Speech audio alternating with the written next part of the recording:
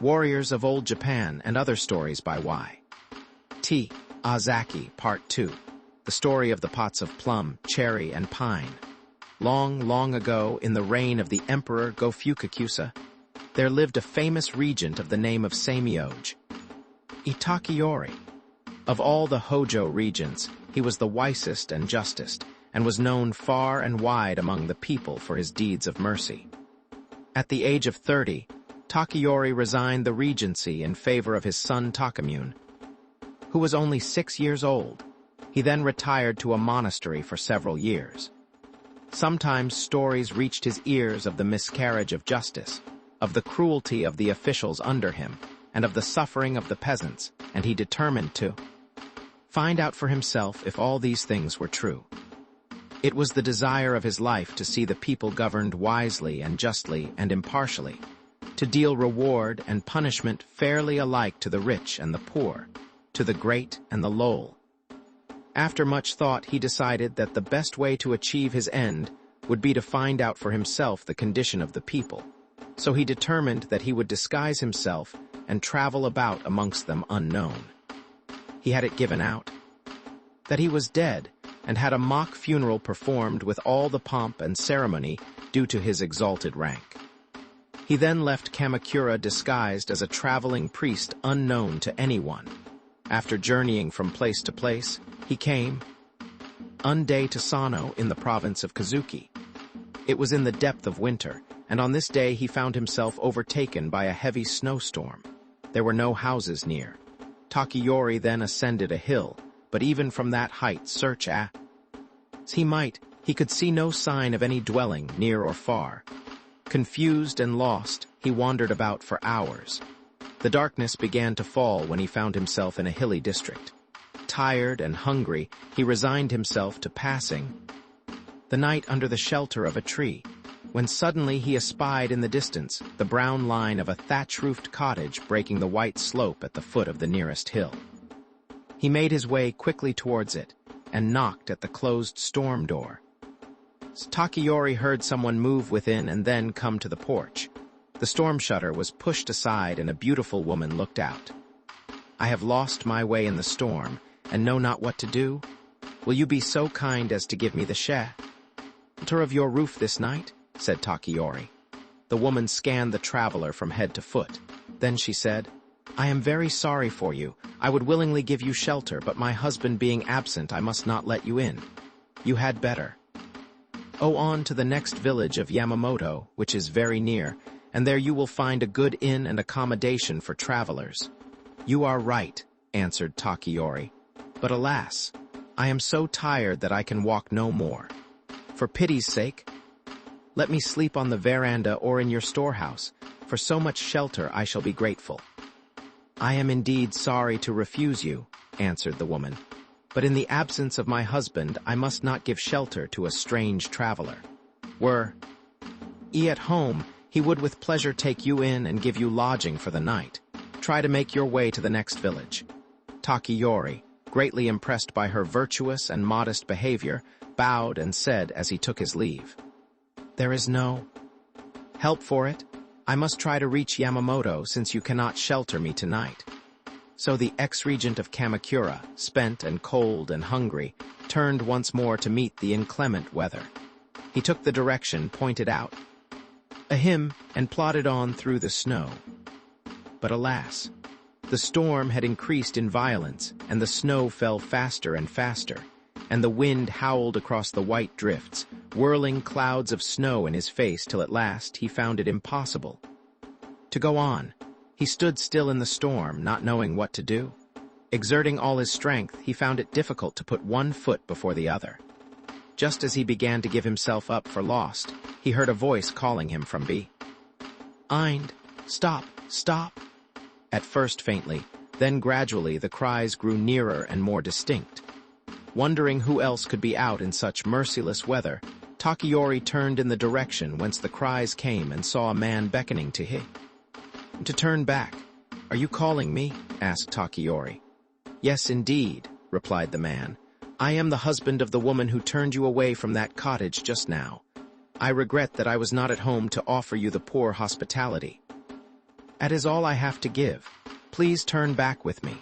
I can at least give you shelter for the night, though my house is only a small hut. You will be frozen to death if you go on in this storm." The priest rejoiced when he heard these kind words, and as he turned back with his host, he uttered many words of thanks. When they entered the porch, the woman whom he had already seen came forward and welcomed the stranger cordially, apologizing for her former behavior. "I pray you pardon me," she said, bowing to the ground, "for my rude words a short time ago. But now that my husband has returned, I hope you will pass the night under our humble roof. I beg you not to be angry with me, knowing the custom of these times." "Don't mention it, my good woman," replied the priest in disguise. "It was quite right of you to refuse me admittance in your husband's absence. I admire your prudent conduct," while the priest and the hostess were thus exchanging civilities. Her husband had entered the little sitting room and arranged some cotton cushions on the mat. Having done this, he came out to usher in the guest. "Thank you," answered the priest, taking off his snow-covered hat and raincoat, and slipping his feet out of the sandals, he entered the house. The host turned again to his guest and said, "Now, as you see, I am a very poor man, and I cannot give you a good dinner such as the rich can offer, but to our coarse simple such as it is, you are very welcome." The priest bowed to the ground and said that he would be grateful for any food that would stay his hunger. He had walked all day in the cold and had eaten nothing since breaking his fast in the early morning. Meanwhile, the wife busied herself in the kitchen, and as it was now the hour of sunset, the meal was soon ready to be served. The priest noticed that millet instead of rice filled the bowls, and that there was not a sign of fish in the soup. It was made of vegetables only. The disguised ex-regent had never eaten such coarse food in his life before, for millet is the poorest peasant's fare. But hunger needs no sauce, says the proverb, and so Takayori was surprised to find with how great a relish he could eat what was set before him, for he was ravenously hungry. Never had food tasted so sweet to him before. He long remembered the sensation of pleasant surprise as he partook of the first mouthful. The good wife waited on them during the meal, according to Japanese custom. When supper was over, they all sat round the hearth, talking of the good old times and telling each other amusing stories to while away the time. The hours flew quickly by, and it was midnight before the host and his guest knew it. The fire had burned very low without their noticing it, and they began to shiver with cold. The host turned to the fuel box, but all the charcoal and wood had been burned up. Then the host arose, and, regardless of the falling snow and the bitter cold, went into the garden and brought thence 3 pots of dwarfed trees, for the training of which Japanese gardeners are famous all the world over. On such a winter's night, a good fire is necessary for the entertainment of a traveler, but alas, all the charcoal has been used up and I have no more in the house. To warm you before you retire, I will therefore bum these trees." "What?" said the astonished guest, for he saw that the trees were of no common kind, but were of some value, for they were old, and their training showed the skill of an experienced gardener. "These pine, plum, and cherry trees are too good to be used as fuel. They are finely trained. No, you mustn't burn them for me, they are far too valuable." "Don't trouble yourself," said the host. "I loved them once when I was rich and had many more such valuable trees in my possession. But now that I am ruined and living in this miserable condition, of what use are such trees to me? Pray tell me." And with these words he began to break up the trees and to put the pieces on the fire. "If they could speak, I am sure they would. How pleased they were to be used for such a good purpose as your comfort." The disguised ex-regent smiled as he watched the kind man break up his pet trees and make up the fire. Since Takayori had first entered the house, small and poverty-stricken though it was, he had felt that his host was no common farmer as he pretended to be, that he must be a man in reduced circumstances. "I feel sure," said the priest, "that you are no farmer by birth. Indeed, in you I recognize the courtesy and breeding of a samurai. Will you add one more favor to the rest you have shown me this night and tell me your real name?" "Alas," answered the farmer in disguise, "I cannot do so without shame." "And not trifle with me," said the priest, for I am very much in earnest. Tell me who you are. I should very much like to know." Pressed so earnestly to reveal himself, the host could no longer refuse. "Since you wish so earnestly to—" "No, I will tell who I am, without reserve," he answered. "I'm no farmer, as you rightly guessed. I'm in reality a samurai, and my name is Sano Genzi Tsunayo." "Indeed? Are you Sano Genzi Tsunayo? I have heard." "Of you? You are a samurai of high rank, I know, but tell me, how is it that you are now in such reduced circumstances?" "Oh, that is a long story," replied Sano. "It was through the dishonesty of an unworthy relation. He seized my property little by little without my knowing it, and one day I found that he had taken everything and that I was left with nothing except this farmhouse and the land on which it stands." "I am sorry for you," said Takiori. "But why? Haven't you brought a lawsuit against your relation? Were you to do that, I am sure you would recover your lost property." "Oh yes, I have thought of that," said the farmer. "But now that Takiori, the just regent, has died, and as Takemu, and his successor is very young, I felt that it was useless to present my petition, so that I determined to resign myself to poverty.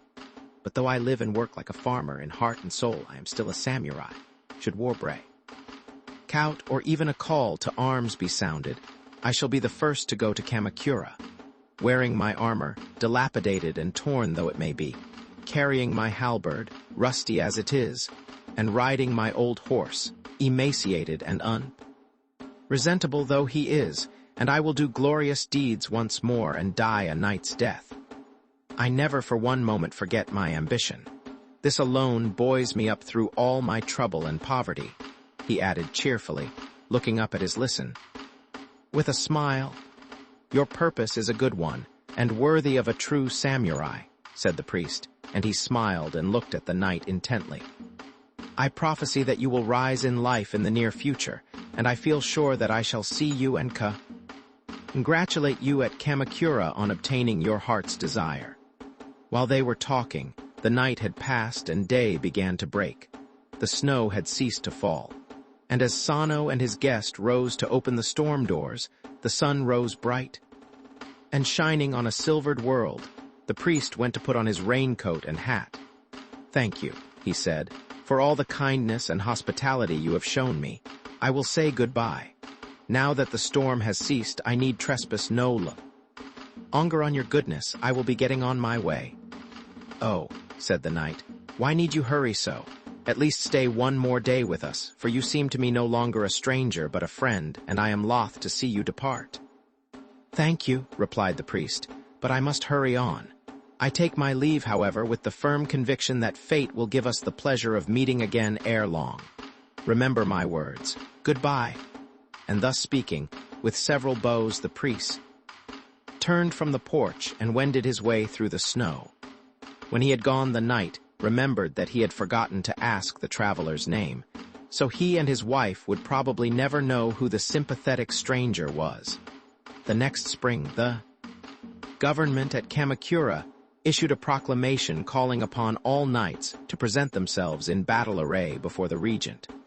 When Sano Genziman heard of this, he thought that some extraordinary event must have taken place. What it was he could not imagine, but he was a knight and must answer the summons promptly. Here might be the chance of proving his knightly prowess, for which he had been waiting so long, hidden away in obscurity and the poverty of his circumstances. The only thing that weighed him down was the thought that he had no money either to buy a new suit of armor or a good horse. No hesitation, however, showed itself in the dispatch with which he hastened to Kamakura, clothed only in his suit of shabby armor, a rusty halberd in hand, and riding an old broken-down horse, unattended by any servant. When Sano reached Kamakura, he found the city crowded with warriors who were riding in from all parts of the country. There were thousands of great and eminent samurai clothed from head to foot in beautiful armor, their suits, their helmets, and their swords glittering with ornamentation of silver and gold.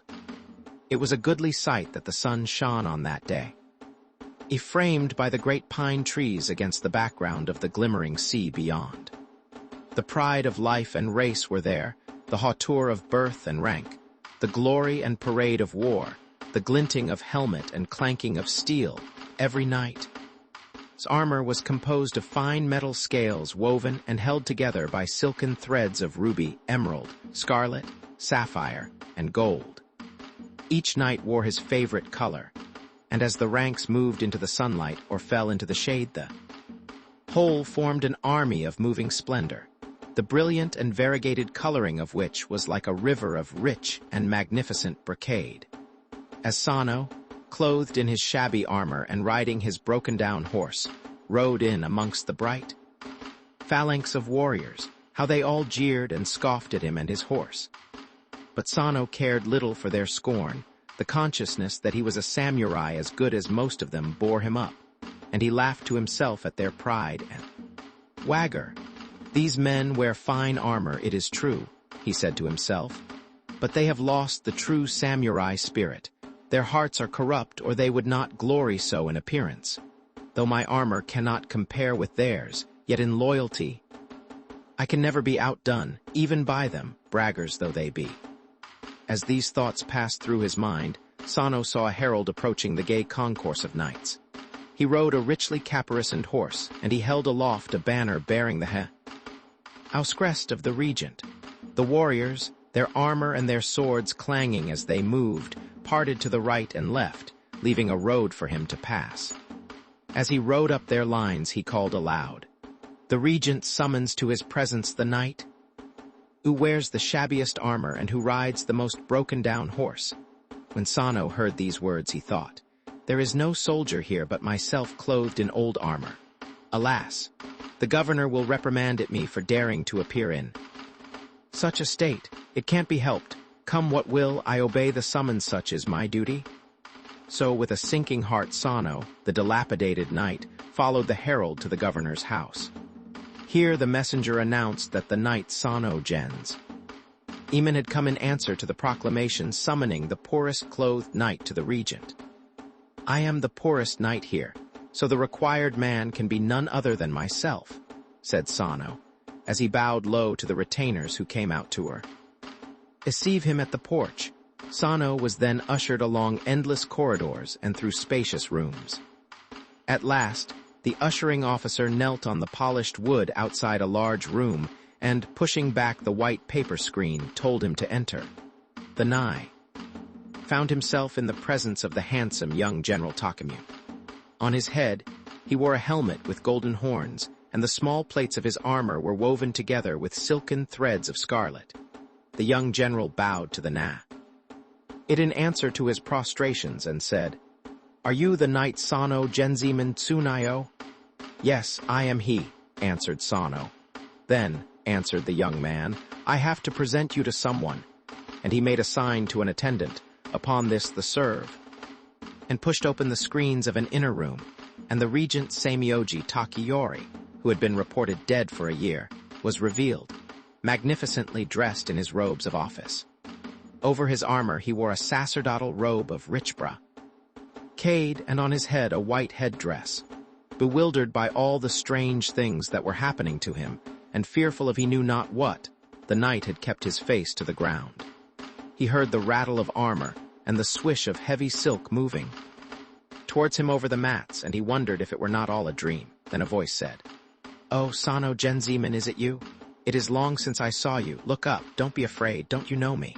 The poor knight knew at once that he had heard that voice before, and at last found courage to raise his head and to look at the resplendent figure that addressed him.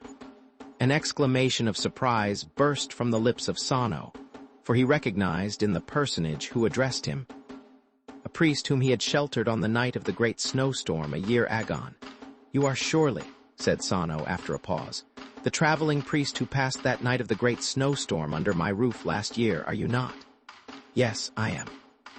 "That priest, and also I am the regent Samioji Takayori."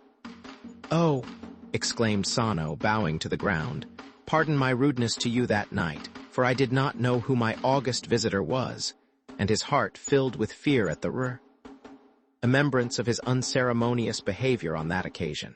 Then the ex-regent spoke again, and this time solemnly. "Sir Sano, you have no need to apologize, far from that.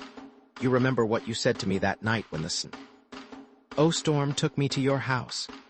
You told me that through unfortunate circumstances you were now obliged to work like a farmer.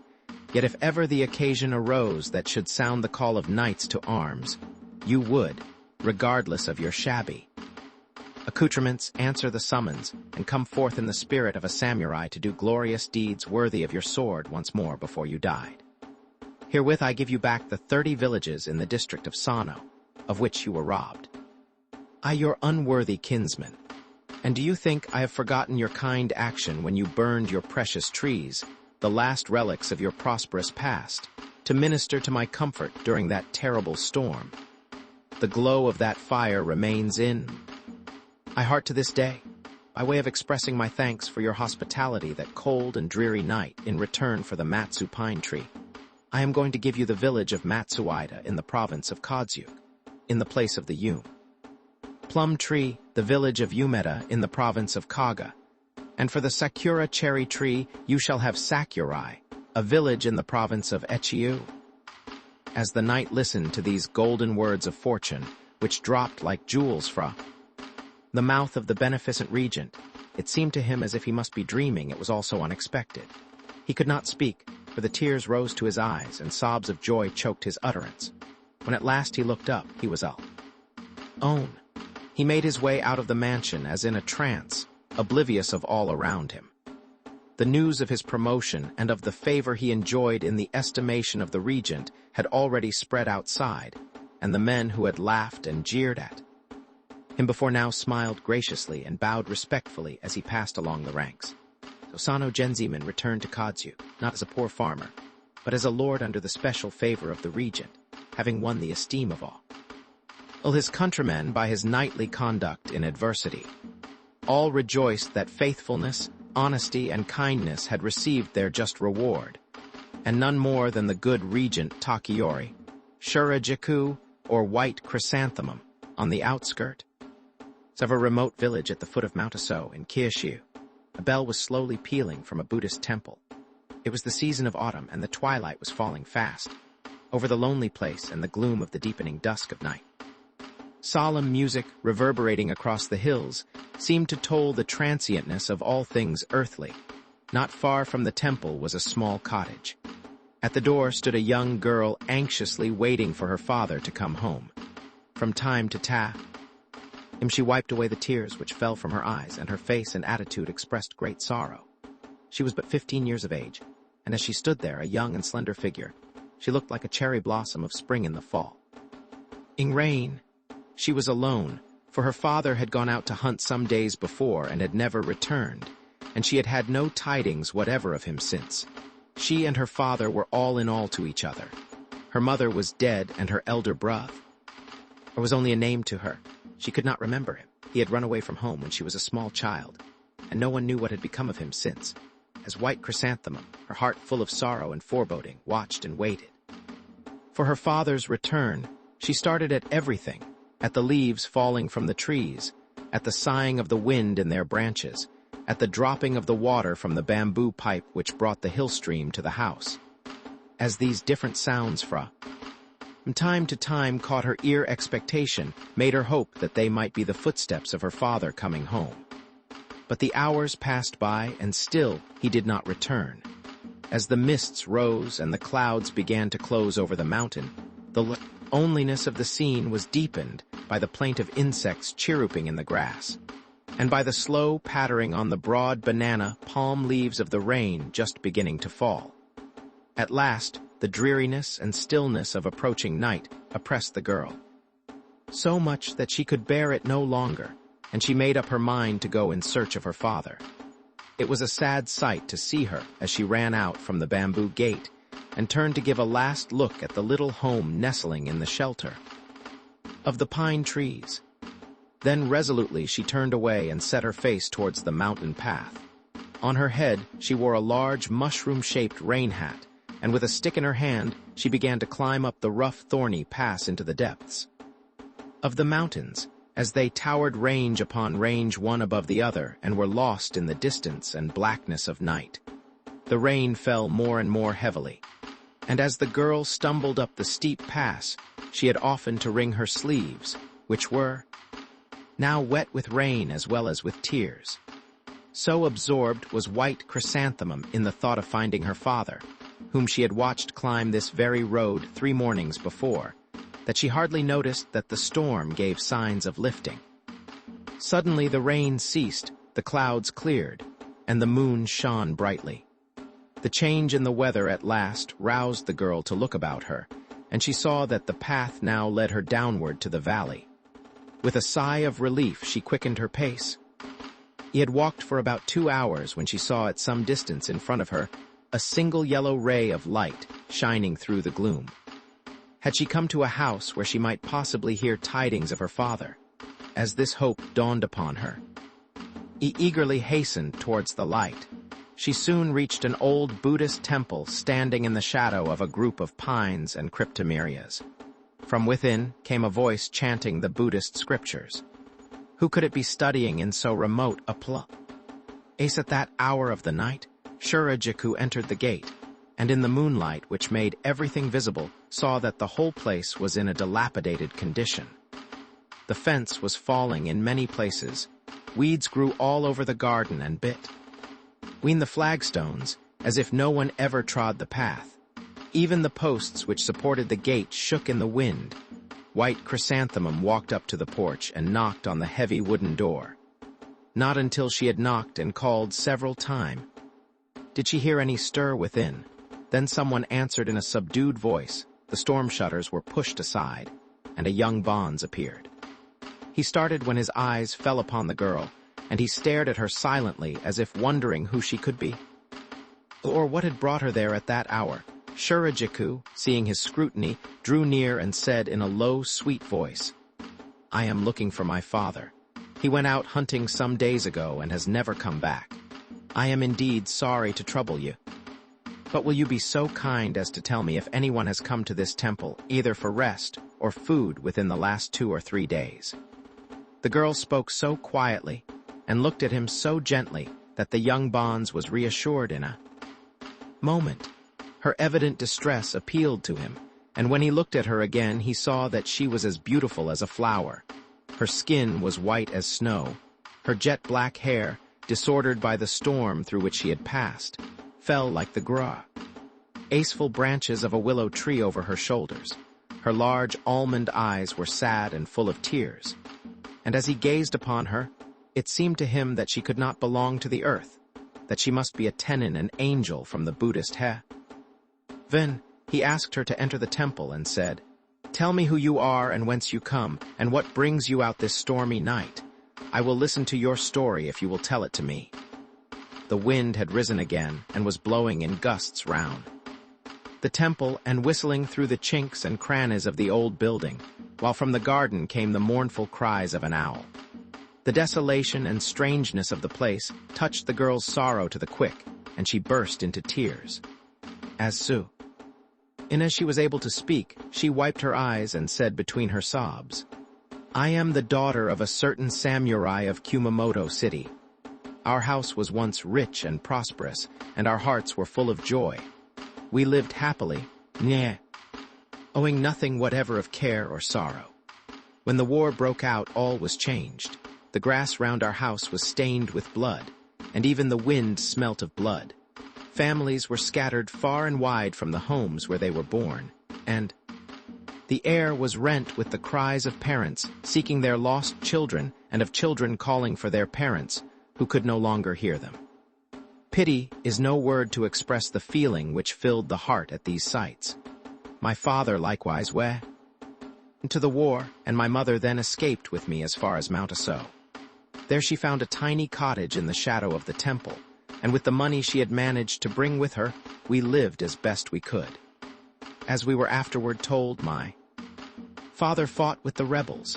When we heard that, we were greatly astonished, and our sleeves were never dry with wiping away our tears.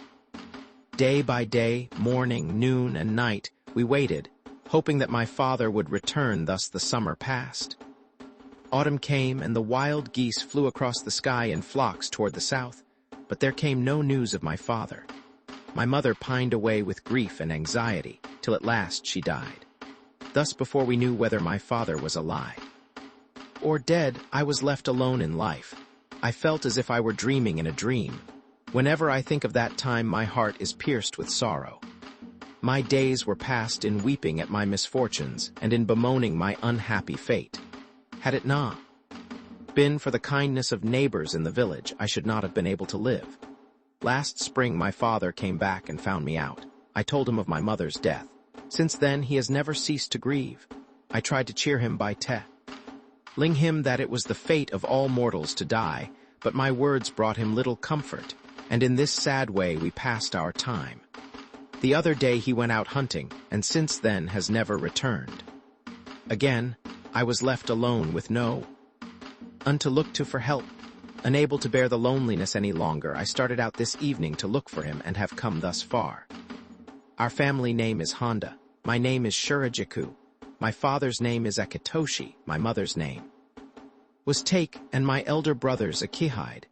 I can hardly remember Akihide, for when I was a small child he ran away, fearing my father's anger because of his bad conduct.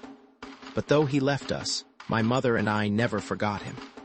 In the morning when it rained, and in the winter evenings when the wind blew chill, we longed for him to come again to the shelter of his home. But from that day to this, we have heard nothing of him and know not what has become of him. My mother gave me any messages for him, firmly believing that one day we should meet again, and that he would yet fulfill his duty as a son and restore our house to its former prosperity and happiness. In this hope, she died. As Shurajiku proceeded with her story, the young bonze listened with eager attention. At these words, his face changed with sudden emotion, and the tears fell from his eyes. After some moments, he said to her, poor girl, your story is a very sad one, and I feel for you in your many troubles. You can go no further tonight. Rest here in peace until the dawn." As he spoke, it seemed to Shurajiku that his voice was familiar to her, and though she could not remember having seen him before, yet for some unaccountable reason she felt that he was no stranger. His manner was so kind and gentle and sympathetic, as he went and came bringing food for her supper and quilts for her to sleep upon, that memories of her early home and childhood stirred her heart. Her thoughts went out to the runaway brother. If he would only return, he would be about the same age as the young bonze, and surely as good as he to anyone in distress. Glad was she to have found a place of rest for the night. With many humble prostrations, she thanked her host for his hospitality, and apologized for all the trouble she had given him. When he withdrew, bidding her good night, she knelt in supplication before the shrine at the end of the room, where Amida Buddha and Kwannon, the goddess of mercy, reigned in peace above the lotus and the burning of incense. Only through the mercy of the gods could she hope to find her father. Only through their help would her long-lost brother ever come back to those who waited for him year after year. For many minutes she knelt on, praying earnestly. Then, worn out with grief and fatigue, she rose from her knees and lay down to fall fast asleep, at the hour when the hush of night is deep. Shurajiku saw her father enter the room and draw near her pillow.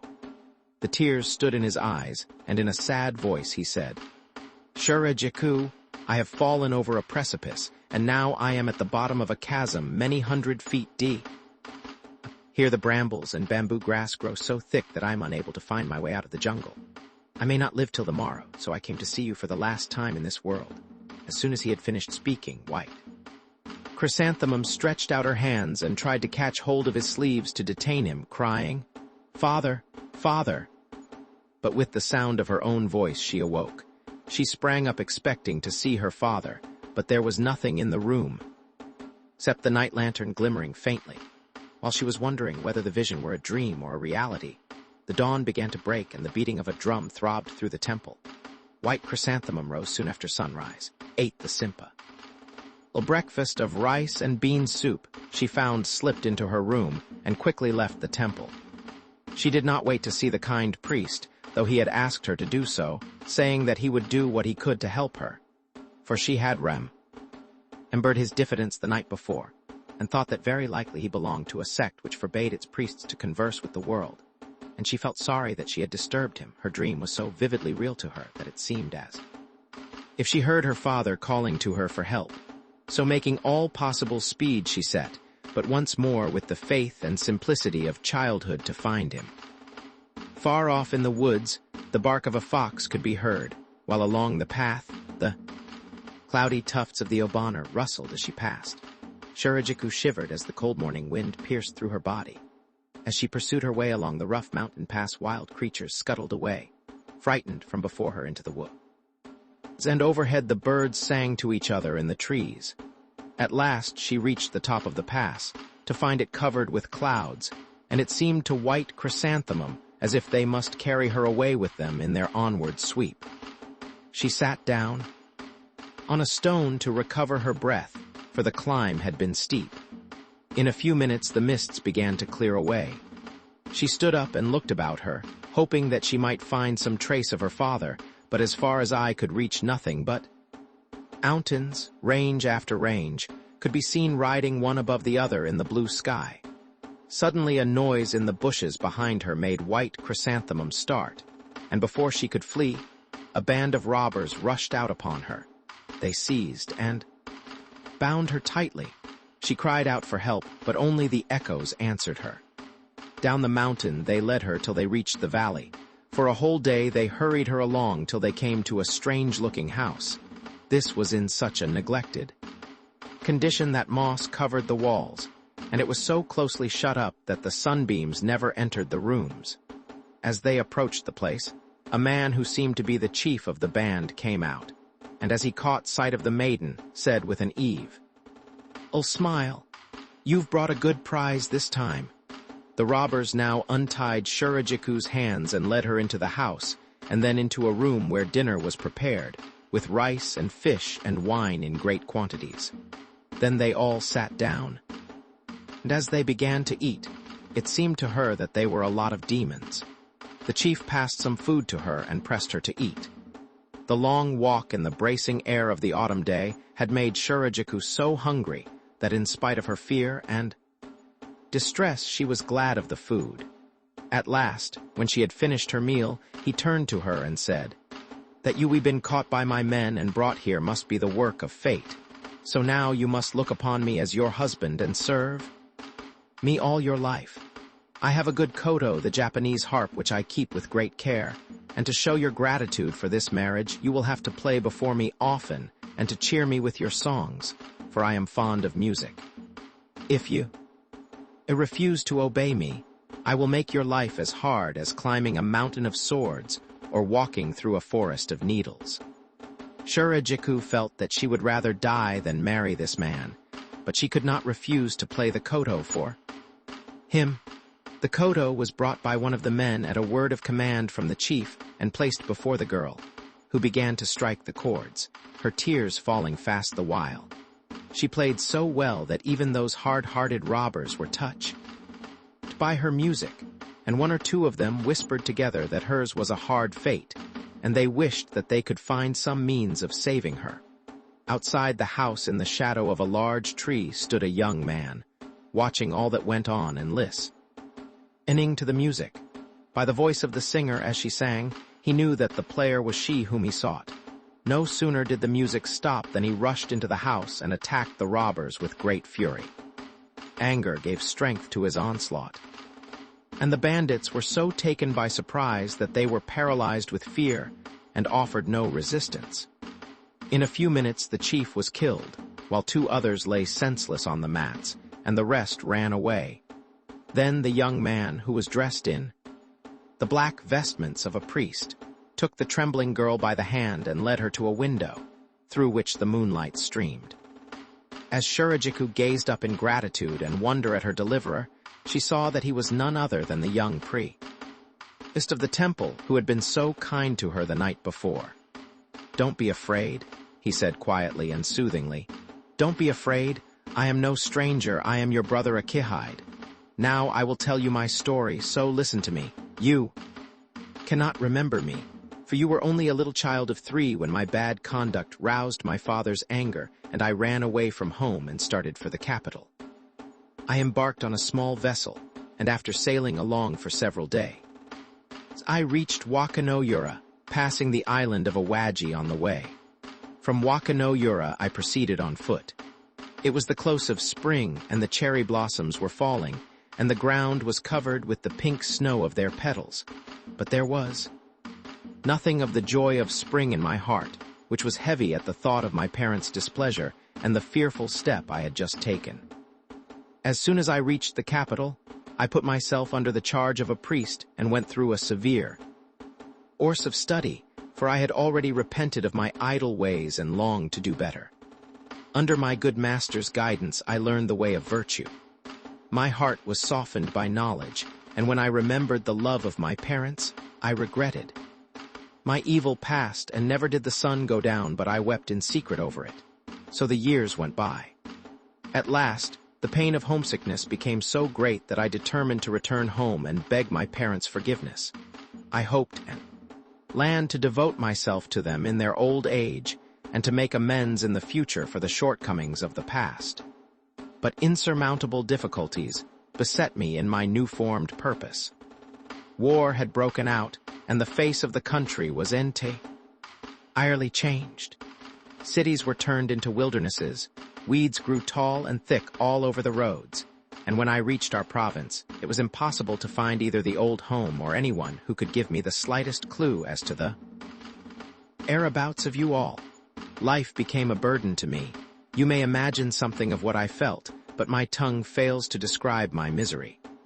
I was desolate with no one belonging to me, so I resolved to forsake the world and become a priest, and after wandering about I took up my abode in that old temple where you found me.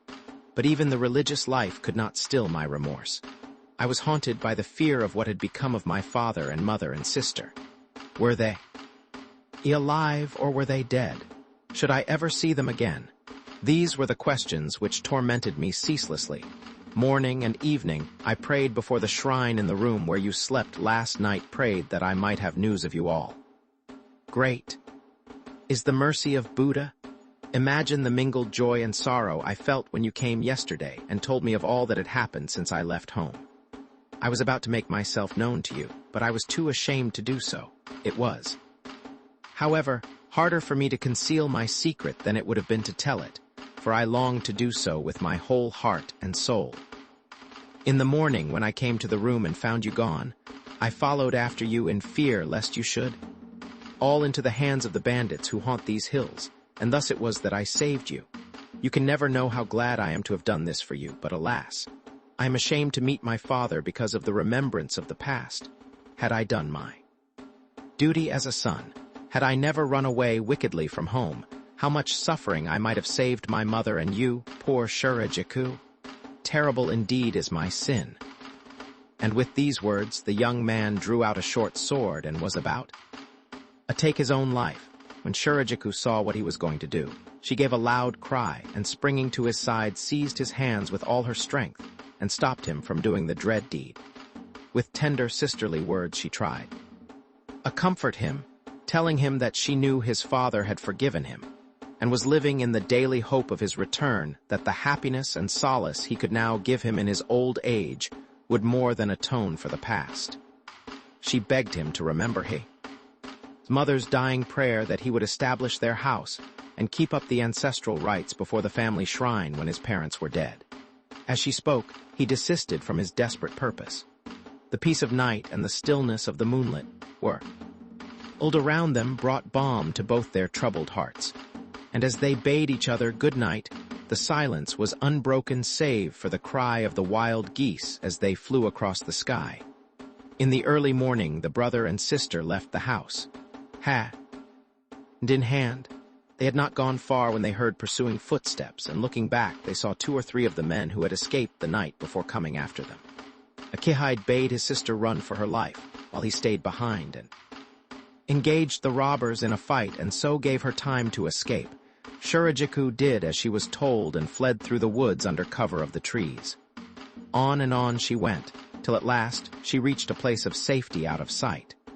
But her heart, beating wildly with fear, was behind with her brother, wondering what had happened to him, whether he had vanquished the bandits or had been killed by them. Who can describe her anxiety? She had found her brother only to lose him in this sad and uncertain way. Afraid to retrace her steps, Yet anxious to know what had become of him, she climbed to the nearest hilltop to try if she could see anything of him. But around her, there was nothing but hills and pine woods. As she looked about her, she saw nearby a little shrine, and overcome with the terror of all that had befallen her within the last 2 days, she made her way towards it with trembling steps, and kneeling down offered up a fervent prayer for help and for her brother's and father's safety. An old man who was cutting down trees in the forest saw her weeping there, and his heart filled with pity for the young girl. He drew near and asked her to tell him what was the matter. On hearing her sad story, he led her to his home, saying that he would take care of her. It was a quiet mountain place in the woods. The ground was covered with pine needles. The chrysanthemums round the humble cottage were fading, and the bell insects were feebly tinkling in a grass, for the last days of autumn were passing. Here in this retired spot, Shurajiku lived in peace. The old woodcutter and his wife, having no children of their own, loved her as a daughter, for such she seemed to them, so amiable, patient, and helpful in all her ways was she, and they told her that they hoped she would remain with them to the end of their days. Shurajiku did her utmost to show her gratitude to the old couple for their kindness to her, but she never ceased to think of her father and brother, and to look forward to the time when they would once more be a united family. In spite of all discouragements, she cherished this hope. Now and again, she implored the old man to let her go and look for them, but he would not permit this, saying that it was not safe for an unprotected girl to roam the hills, that if she did so she would be sure to fall into the hands of robbers again, and that it was far wiser for her to wait till her father and brother found her than for her to seek them, not knowing where they were. Her reverence for old age made her obey him, and she waited in patience, hoping each day she rose that her father and brother would find her before the evening came. During these quiet years, she grew in beauty day by day and passed from girlhood into the bloom of early womanhood. The poor cotton robe all that the woodcutter could give her in no wise hid her loveliness. She was like a fine chrysanthemum shining among the wild flowers of the plain. She was soon the acknowledged beauty of the place, and one spring the village chief sought her in marriage. The woodcutter, out of respect to the suitor's position, at once gave his consent. When, however, the old man told Shurajiku of what he planned for her, her dismay was great. She begged him with tears to make excuses for her. She told him that she could not think of marriage till she had found her father. But he would not listen, saying that it was the best thing for her now to be settled in life. That night the girl covered her face with her sleeves and wept long and bitterly when she lay down to rest. "How can I obey the old man?" she sobbed to herself. "No, never, never. I remember now more vividly than ever what my mother told me when she was dying. 'You are not my own child, Shurajiku,' she said. 'One day many years ago I was returning from a visit to a temple. When passing through a field, I found a little baby crying in the midst of some white chrysanthemums. Who can have been so wicked as to forsake such a lovely child? I said to myself, there must be some reason for this. I carried the little one home and brought her up as my own child. You are that child. Praying for blessings on you, I named you Shurajiku because I found you in a bed of white chrysanthemums. There is also something else I must tell you before I die. There is someone in the world to whom you must look as your brother and husband. He is none other than our son, who ran away rather than meet the anger of his father. We have never heard of him since he left, but if he is still living, I am sure he will come back to his family. Your father and I, your adopted parents, have always destined you for him. It is my last behest that you should refuse all other men and wait to marry our son. For come back, I am sure he will one day. Then live a happy life together in the old home, praying for our souls when we have left this world. My mother's words are still in my ears. I hear them more clearly than ever," she sobbed to herself. "I owe her my life. How can I disobey her bidding, and yet how can I refuse to do as the old woodcutter asks, for he has been as a parent to me these last 3 years? What shall I do? Oh, what shall I do?" Day by day the old man pressed her to accept the suitor, and day by day in great perplexity she put him off. At last, Seeing no way of escape from being unfilial to the memory of her mother, and from fulfilling the old man's wish, she made up her mind to die and put an end to the struggle. At this time the Nakodo, go-between, of the marriage came and presented her with a roll of brocade for the obi, wide sash, and of damask silk for the kimono, the betrothal gift of the bridegroom. The old man and his wife rejoiced at what they considered her good fort. Shunen regarded the matter as settled, and the neighbors came to congratulate them and to catch a glimpse of the chosen bride of their chief. Shurajiku, however, had made up her mind. That night during a rainstorm, she stole out from the woodcutter's cottage. She looked back wistfully many times at the place which had fed and sheltered her for so long, but she told herself that there was no other way than this, for she must hold as sacred law her mother's last behest. In the despair of the last few weeks, when this unexpected marriage was being forced upon her, she had lost the hope of finding her father and brother again. But she would die rather than marry a stranger against her foster mother's dying wish. The night was dark, for the sky was clouded.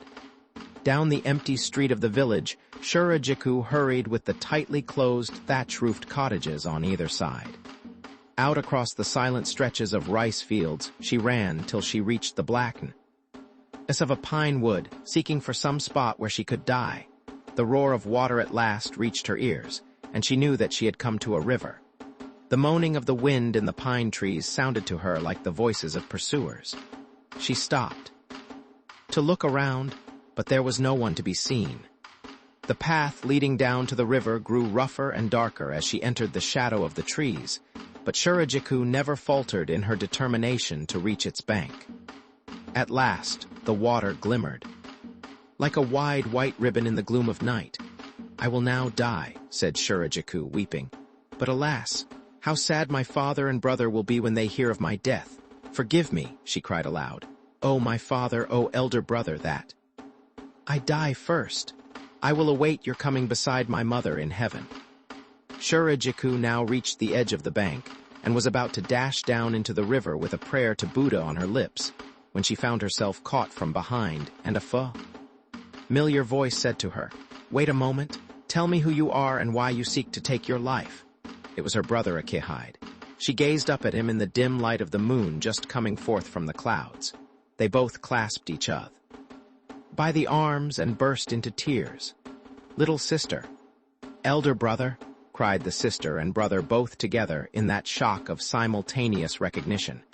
In the speechless moments which followed, they heard the sound of a flute from the village nearby break the silence of the night. They watched the rain cease and the stars shine out one by one.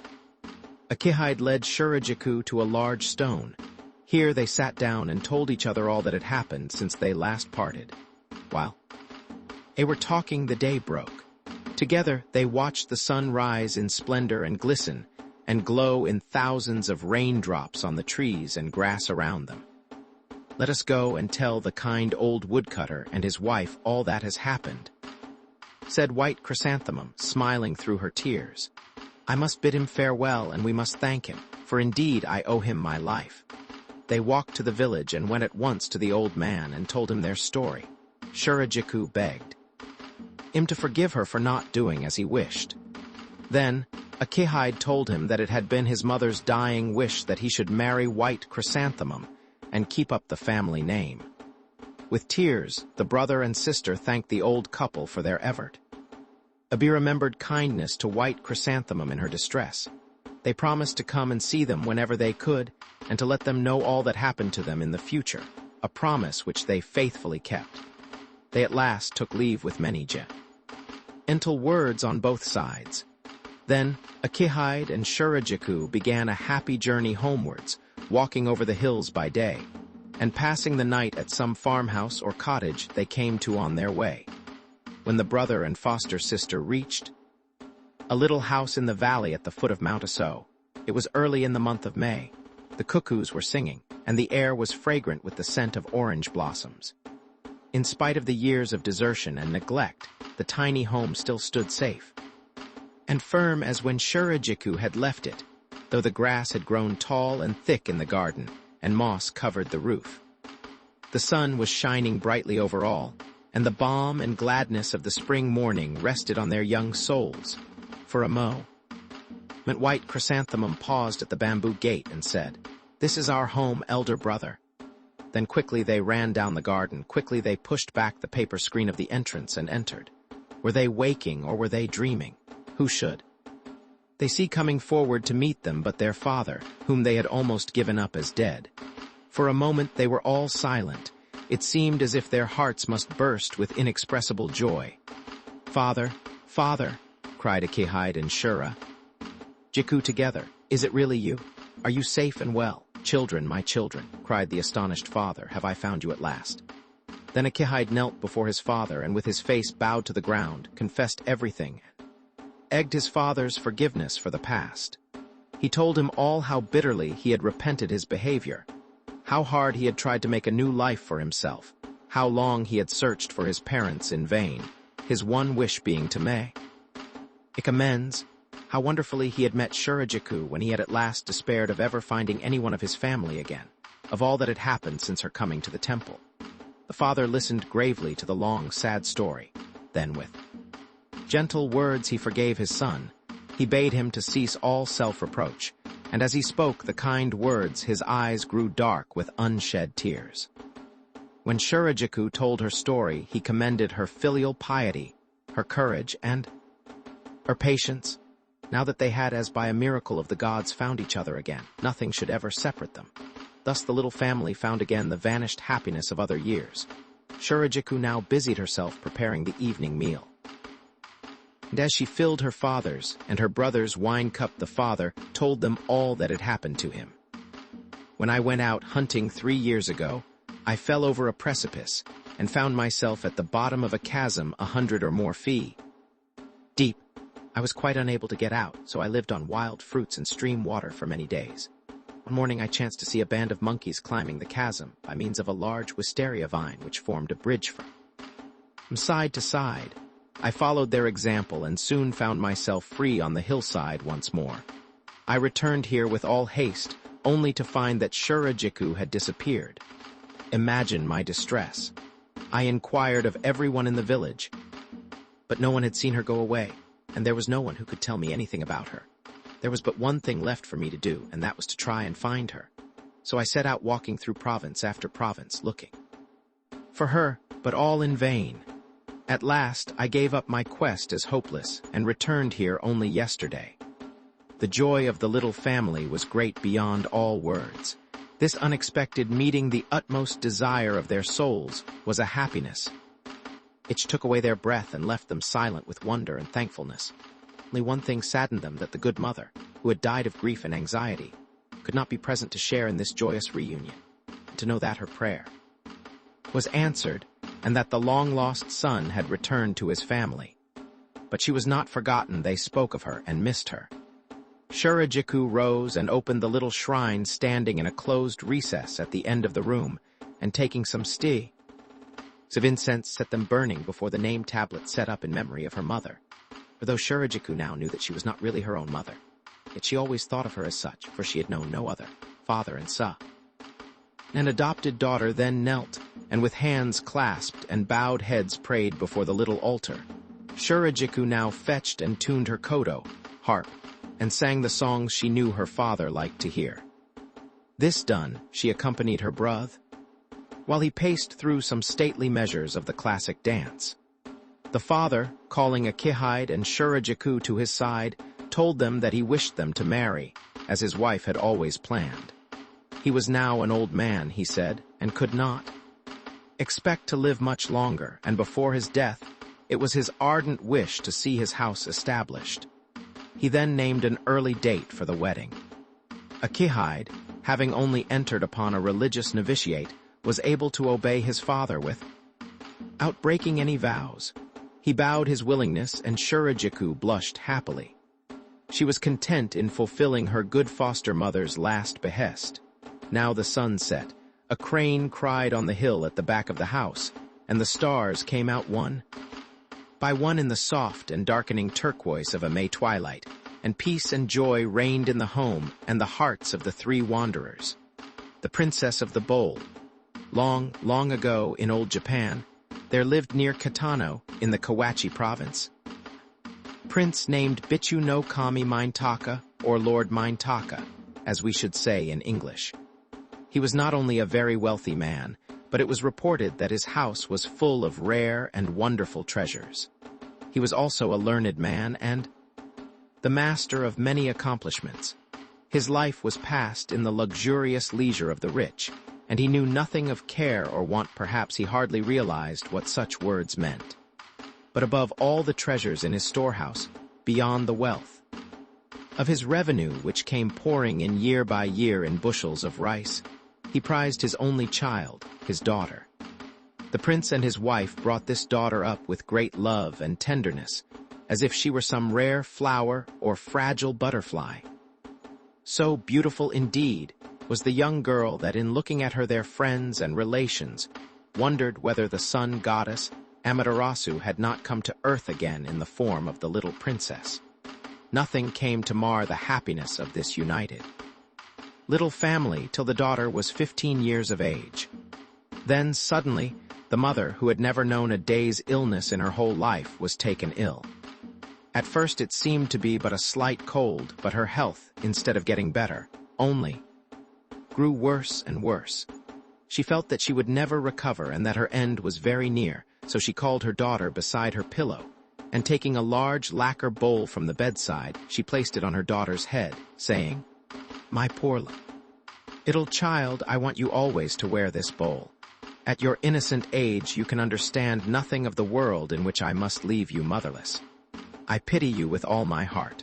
Ah, if you were at least 17 or 18 years old, I could die with more peace of mind. I am indeed loath to go, leaving you behind so young. Try to be a good daughter and never forget your mother." The woman's tears fell fast as she spoke, and her voice was broken with sobs while she stroked her little girl's hand. But things are not as one wishes in this life. All the doctor's skill could not save the mother. She died and left her daughter behind motherless in the world. Words cannot tell the grief of the bereaved father and child. It was so great. At last, after some time had passed, and the ordinary routine of life in Prince Minetaka's household was resumed, the father noticed the bowl which his daughter wore on her head, and which fell so low as completely to hide her face, and calling her to him tried to take off the unsightly headgear. But his efforts were in vain.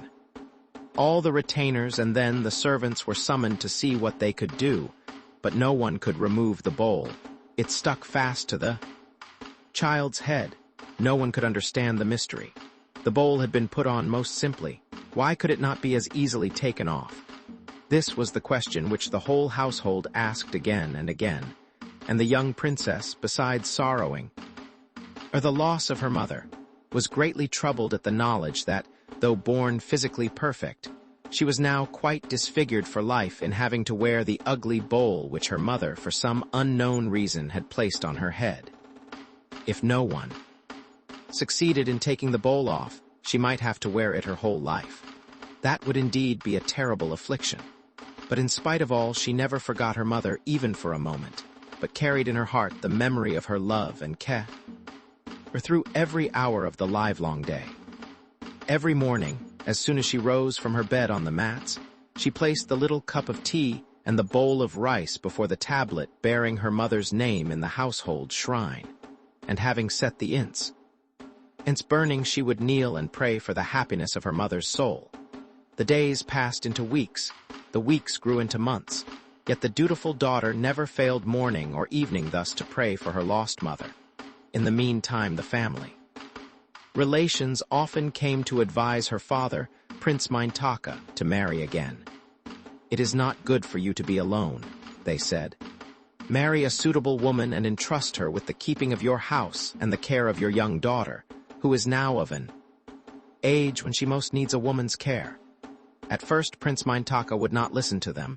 The memory of his dead wife was too fresh, and his sorrow too keen for him to be able to lend a willing ear to their persuasion. He felt that it was a reproach to her. He had loved even to think of putting another woman in her place. But as the months went by, he found himself much tried with the affairs of the household.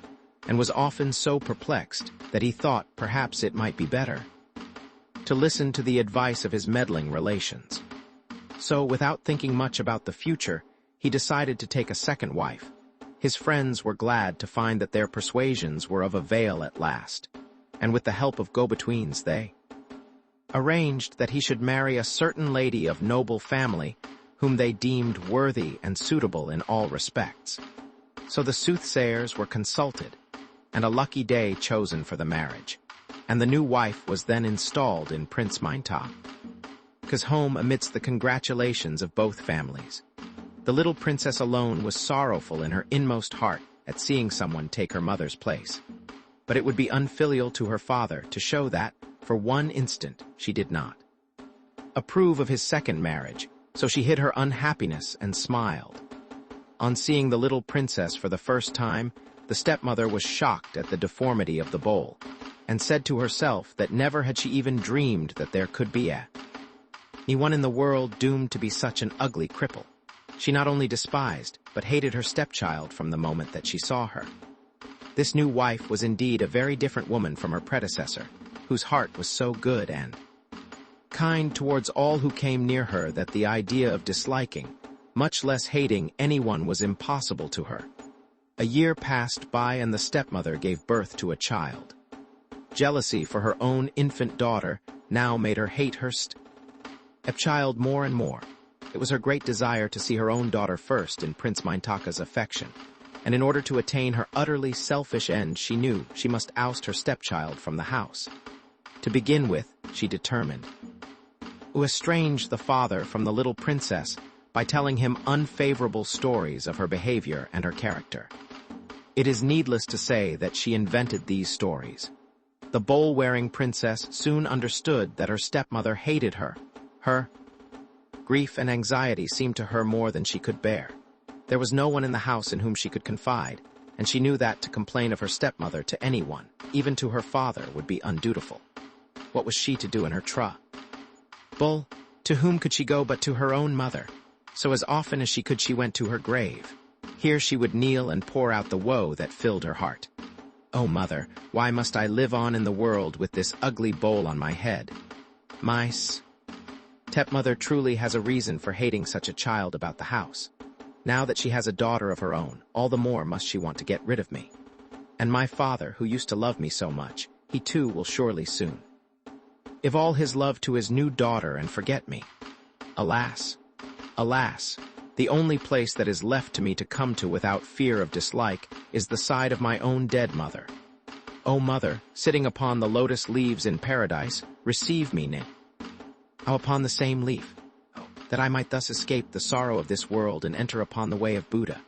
But the boundary of life and death separated the mother and child, and though she prayed earnestly and with tears lifting her heart and soul up in her despair, no answer came to her eagerly listening ear.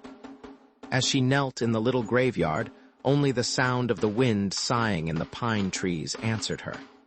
But the thought that she had told her mother everything comforted her as she returned home. The stepmother was told of her stepdaughter's frequent visits to the graveyard, and instead of being touched with pity for the motherless girl, she made use of the occasion still further to slander the child to her husband. "I am told that the bowl-wearer, your daughter, goes to her mother's grave and curses me and my child because of her jealousy. What do you think of that? Hasn't she a wicked heart?" Day by day, she watched the little girl wend her way from the house to the graveyard, and day by day she repeated in her husband's ear her pretended fears. In her heart she knew quite well that it was only love and unhappiness that sent her unfortunate stepchild to the grave of her mother. At last she said that she was afraid of the evil that might befall her and her child through the bowl-wearer's malice. She had decided that they could no longer live together in the same house. The father, who had hitherto never listened much to his wife's tales, was at last persuaded by her importunity into believing them true. So in an evil hour he summoned his daughter and said, "What is this I hear, wicked daughter? Your deformity has long since been a source of irritation to me, but as long as you behaved well, I put up with it. Now I am told that you go every day to the grave of your mother to curse my wife and her innocent little child. It is impossible for me to keep under my roof anyone who is so crippled. not only in body but in mind as you are. Go wherever you will from today, but longer in this house you shall not stay." While the father was speaking these terrible words, the stepmother sat behind him, smiling in derision at the poor lit. "O princess, and in triumph at the success of her wicked stratagem. Woe to the bowl-wearing princess! The servants, at the command of her father, took off her silken robes and put on her a miserable common cotton gown, such as beggars wear, drove her out into the road. The princess was altogether bewildered at the suddenness of her misfortune. She felt like a wanderer in an unknown land, lost in the darkness of night. So distracted was she at first that she could only stand, still in the middle of the street, not knowing which way to turn. But people passing by stared at her so that she soon realized that she must not stand like that all day. So she began to move whither her feet led her. In this way she came to the bank of a large river. As she stood and looked at the flowing water, she could not help thinking that it would be far better for her to become the dust of the riverbed than endure the hardships of her present lot. Would it not be better to die and so join her mother than wander about like a beggar from place to place begging her rice? With this thought, she made up her mind to drown herself. But the roar of the river was so great as it dashed over the boulders of its rock. Ebed that the maiden hesitated at first. Then, summoning up all her courage with a desperate effort, she jumped in. Strange to say, however, the bowl, which had hitherto been such a curse to her, was now a blessing. It lifted her head clear above the water and would not let her sink. As she floated down the stream, a fishing boat came by. The fisherman, seeing a big bowl rising out of the water, lifted it up. His surprise was great when underneath the bowl he found a human being.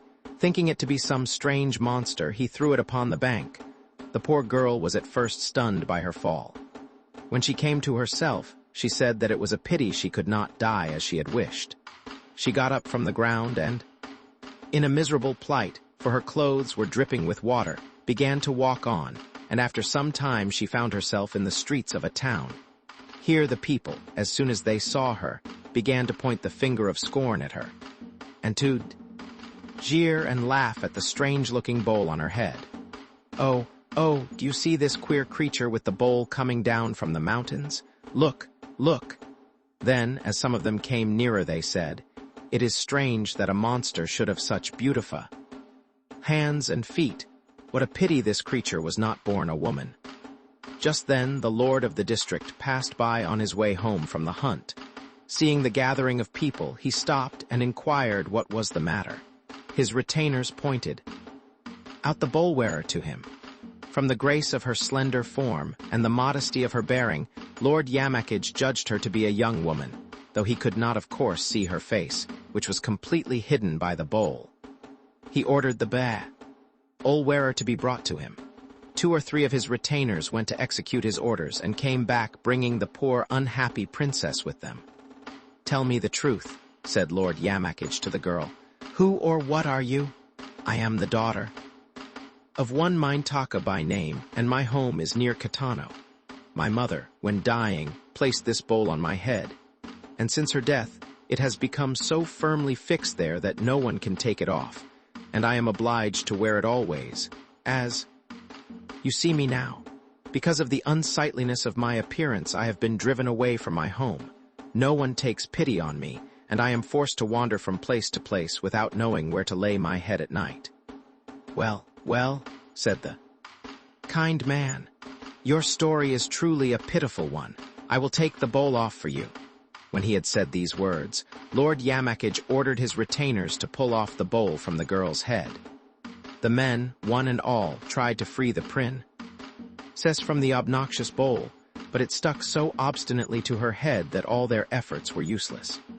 It even uttered loud cries and groans of pain as they tugged at it. Everyone was dumbfounded at the inexplicable mystery, and at last, they all began to laugh. When Lord Yamakage saw that there was nothing to be done to help her, he spoke to the bowl-wearer again. "Where are you going to spend tonight?" "I am quite homeless," answered the bowl-wearer in a heartbroken way, "and I do not know where I shall lay my head tonight. There is no one in the wide world to take pity on me, and everyone who sees me either jeers or runs away because of the bowl on my head." Lord Yamakage felt his heart fill with pity and said, "It may bring luck to have such a strange creature in my house." Then he turned to the girl and said, "How would you like to come home with me for the present, bowl-wearer?" And with these words he gave her in charge of his attendants, who took her with them to their lord's house. It was an easy matter to take her to the house, but not so easy to find her a place there.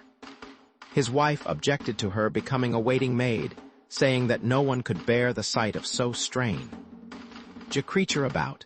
So the servants at last took her to the bathroom and told her that she must fetch and carry the water and look after the fire for heating the bath. This was to be her work, as the little princess had never done such rough work. In the whole of her life, she suffered much in obeying these cruel orders, but she resigned herself to her fate and tried with all humility and patience to perform her hard task faultlessly. But her lot was far from being a happy one, even though she had found the safe shelter of Lord Yamakage's home. The young and uncouth tradesmen, coming on errands to the house, made fun of her, some even trying to peep under the bowl to get a glimpse of the beautiful face beneath. While she was thus persecuted in the daytime, in the evening the servants gave her no rest with their peremptory orders. "Hot water here, cold water there, get the bath ready," and so on. The poor girl bore all this rude usage patiently, but as she went about her work, she could not help remembering the old times of her happy childhood, spent under the loving care of her own dear mother, of the honored place she had held in her father's household, till within the last few days, and as she carried the hot water or stoked the bath fire, she pretended that those fast-falling tears of sadness were caused by the fumes of charcoal and the steam which rose from the hot water. When she crept weeping to bed at night, it seemed to her as if the past day must be an evil dream. Lord Yamakage had 4 sons. The 3 elder ones were married to daughters of 3 of the leading men of the province. The youngest son, Seisho, was still unmarried.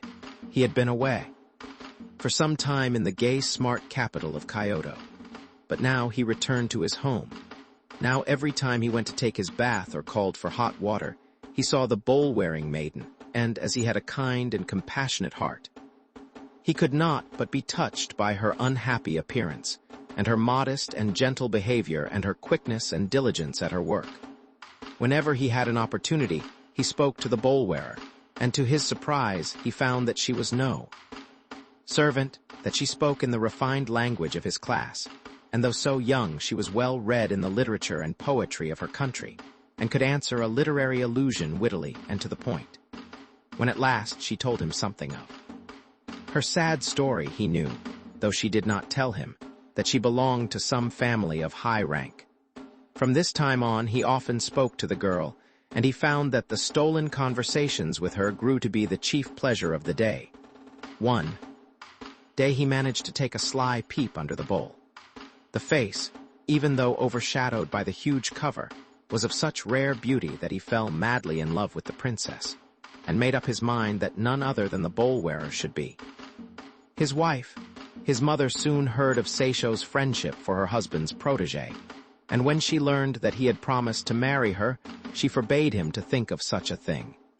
She at first thought that her son could not be in earnest, but when she sent for Seisho and asked him seriously if what she had been told was true, he answered, "I really and truly intend to make the bowl-wearer my wife." His mother was not a little angry at his determined front. How could Seisho fall in love with a girl with a bowl on her head? Who ever heard of such ridiculous nonsense? Then she sent for her son's nurse, the woman who had nursed him from the day he was born, and together they tried to deter him from his purpose. Seisho was obliged to listen to all they had to say, but did not answer them. He could not say yes to their demand that he should give up all idea of marrying the bowl-wearer, and he knew that if he firmly said no, he would raise up such a storm opposition that no one could tell how it would end. He knew that the life of the bowl-wearer was a truly pitiable one, and his determination to marry her and help her out of all her difficulties remained unchanged. His mother soon saw that her The son would by no means listen to her persuasions, and her anger was great towards the bowl-wearer. She almost made up her mind to drive her from the house before her husband could know what happened. Seisho, on hearing this, told her that if the girl was driven away, he would go with her. The mother's distraction can be imagined, for she was thwarted in every way. She at last said that the bowl-wearer was a wicked witch who had thrown her spells over Seisho and would not leave him. Till she had compassed his death, she determined, if possible, to separate them by fair means or foul. For a long time she pondered over the matter, and at last hit upon a stratagem which she trusted would rid the house of the presence of the obnoxious girl. Her plan she called the comparison of the brides. She would hold in the house a family council of all the relations, and assemble the wives of her 3 elder sons, and before the whole gathering compare them with the bowl-wearer whom Seisho had elected to marry. If the bowl-wearer had any self-respect, she would be too conscious of her deformity and her poverty, and too ashamed to make an appearance, would leave the house to escape from the ordeal. What an excellent plan! Why had she never thought of this before? So the mother sent messengers post-haste to all the family and relations, requesting their presence at a bride-comparing ceremony and a feast which would close the ceremony. When Seisho heard of this, he was greatly troubled, for he knew what it meant. His mother meant to drive the girl he loved from the house by comparing her with his brother's rich and pretty wives. What was to be done? How could he help the poor bowl-wearer? Little princess saw how unhappy he was and blamed herself. She was so sorry for him. It is all because of me that this trouble has come to you. Instead of happiness, I have only brought you worry. Woe is me! It is better that I go away at once, said the girl. Seisho told her at once that he would never let her go alone, that if she went he would go with her. Last, the day fixed for the ceremony of the comparison of the brides came round. Seisho and the unhappy little bowl-wearer rose before the door, and taking each other by the hand left the house together. Notwithstanding his love for the bowl-wearer and his resolve to marry her at whatever cost, Seisho was very sad at the thought of leaving his parents in this way. He told himself that they would never forgive his obstinacy and probably would refuse to see him again, so this parting was probably forever. He felt at each step as if his heart was torn backwards. With slow steps he and the bowl-wearer, hand in hand, went their way down the garden. No sooner, however, did they put their feet outside the gate than the bowl on the girl's head burst with a loud noise and fell in 1,000 pieces upon the ground. What untold joy for both of them! Seisho, who, astonished to speak, looked for the first time full on the girl's face. The beauty of the damsel was so dazzling that he could compare it only to the glory of the full moon, as it rides triumphantly above the clouds on the 15th night of September. Her figure, too, now that the dwarfing bowl had gone, was more graceful than anything he had ever seen. The young lovers, too happy for words at this unexpected deliverance, could do nothing but gaze at each other, the mother's purpose in cover. Ring her daughter's head with the hideous bowl was at last made clear.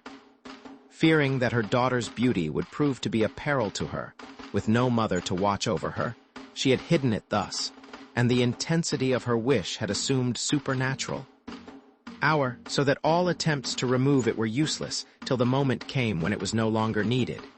Then it broke off of its own accord. At last, the lovers stooped to pick up the pieces of the bowl, when to their amazement they found the ground strewn with treasures, and all that a bride could possibly need for her portion. There were many gold kanzashi, ornamental pins for the hair, silver wine cups, many precious stones and gold coins, and a wedding garment of 12 foal, did kimono, and a hakama of brilliant scarlet brocade.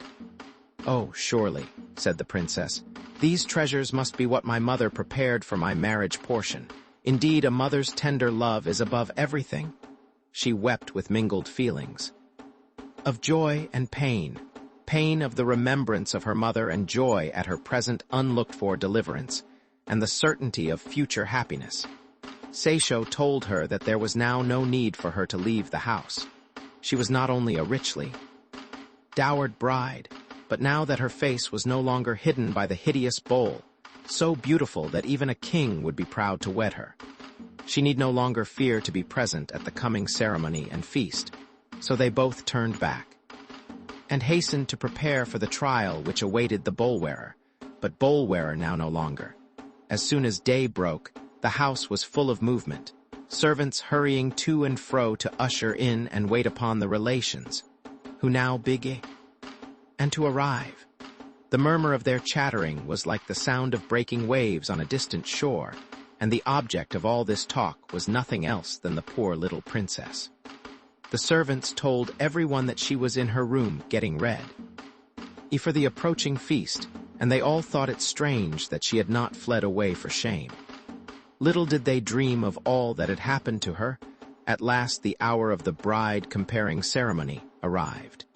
The family and the relations all took their places at the upper end of the big guest hall of 30 mats. First entered the bride of the eldest son. She was only 22 years of age, and as it was the season of autumn, she wore a brightly colored kimono and walked into the room in a stately fashion, with her scarlet hakama trailing over the cream mats behind her. Her costume was indeed beautiful to behold. To her parents-in-law she brought gifts of 10 rolls of rich silk and 2 suits of the ceremonial gown called kasode, each kasode consisting of 12 long kimono folded one over the other, all of which she placed on a fine lacquer tray to present them. Next came the bride of the second son. She was 20 years of age and was of the aristocratic type of beauty, thin and slender, with a long, pale, oval face. She wore a heavy silk robe and over this a flowing gown of gold brocade. Her hakama was embroidered profusely with crimson plum blossoms. She came into the room quietly with a gentle bearing and offered as her gifts of presentation 30 suits of silk robes to her husband's parents. Then came the bride of the third son. She was only 18 years of age, quite different from the first 2 proud beauties. She was very pretty and dainty, and though small had more sweetness and charm in her manner than her sisters. Her dress was of rich silk embroidered with cherry blossoms. She presented 30 pieces of rare and handsome crepe to her parents-in-law. The 3 sat side by side in their conscious pride and prosperity, their beauty enhanced by the sheen and splendor of their silken gowns. As the father and mother, uncles and aunts and relations, all gazed upon them, no one could say who deserved the palm of superiority, for they were all lovely. At the lower end of the room, far away from everyone else, was placed a torn mat. It was the seat destined for the bowl-wearer. We have seen the 3 elder brides of the house, and they are all so handsome and so beautifully robed that we are sure there are no women to compare with them in the whole province, said the relations. Now it is the turn of the bowl-wearer, who aspires to marry the youngest son of the house. When she comes in with that ridiculous bowl on her head, let us greet her with a burst of laughter. The roomful of people eagerly waited for the bowl-wearer to come, even as the birds sitting on the eaves of a house long for the morning. The 3 brides were also curious to see the cripple girl of whom they had heard so much. How dared such a creature aspire to become their sister? They haughtily asked each other, but the mother felt differently. She in no wise wished to see the girl appear, for she had arranged this day's ceremony, hoping that the bowl-wearer, knowing herself to be a deformed beggar-maid, would be too ashamed to appear before such a grand company, and would flee away rather than face the trial. On asking the servants, however, she was told that she was still in the house, and she wondered what the girl could be doing, and almost regretted what she had done.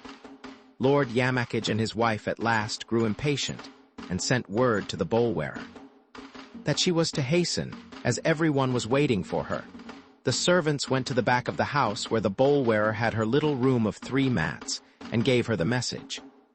"I am coming now," she answered from within the paper screens. The princess now came out and entered the room of the bride comparing ceremony, where everyone was waiting for her. She was only 16 years of age, but so beautiful that she reminded them of the weeping cherry blossoms in the dew of a spring. Her hair was as black as the sheen on a raven's wing, and her face was lovelier far than that of any human being they had ever seen. Her underrobes were of rich white silk, and her upper kimono was purple, embroidered with white and pink plum blossoms.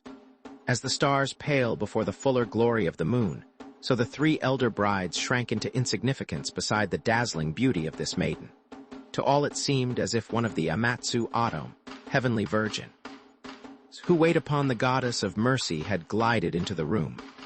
They had expected to see a poverty-stricken girl with a large bowl stuck upside down on the top of her head, and they were lost in astonishment when they beheld the princess. In all the radiance of her loveliness and the splendor of her rich clothes, the princess was about to sit down in the seat left for her, but Lord Yamakage made a place for her beside his wife, saying that he could not allow her to sit in such a lowly spot.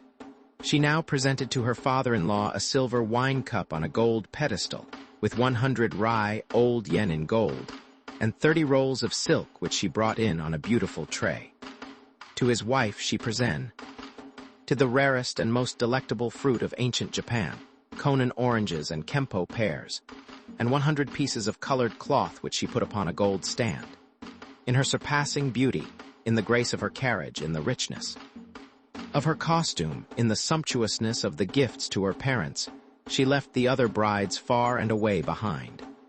Speechless with wonder and admiration, everyone present could not but gaze at her. Before the bowl-wearer had appeared, the three elder brides had seemed beautiful enough, but now the difference was as marked as when a sparkling jewel is placed side by side with a crystal. And as the crystal suffers from the comparison, so did they. Seisho's elder brothers were looking bit in the cracks of the sliding screens, and they were filled with envy at Seisho and his good fortune in becoming the husband of such a beautiful princess, for such they now felt she must be. Not even her rivals could deny that she was bewilderingly fair to look upon, but they whispered among themselves that unless she were skilled in all womanly accomplishments, for all her beauty she would be no better than a common man's daughter. She must play on the koto at once. No one could perform on that instrument without years of instruction.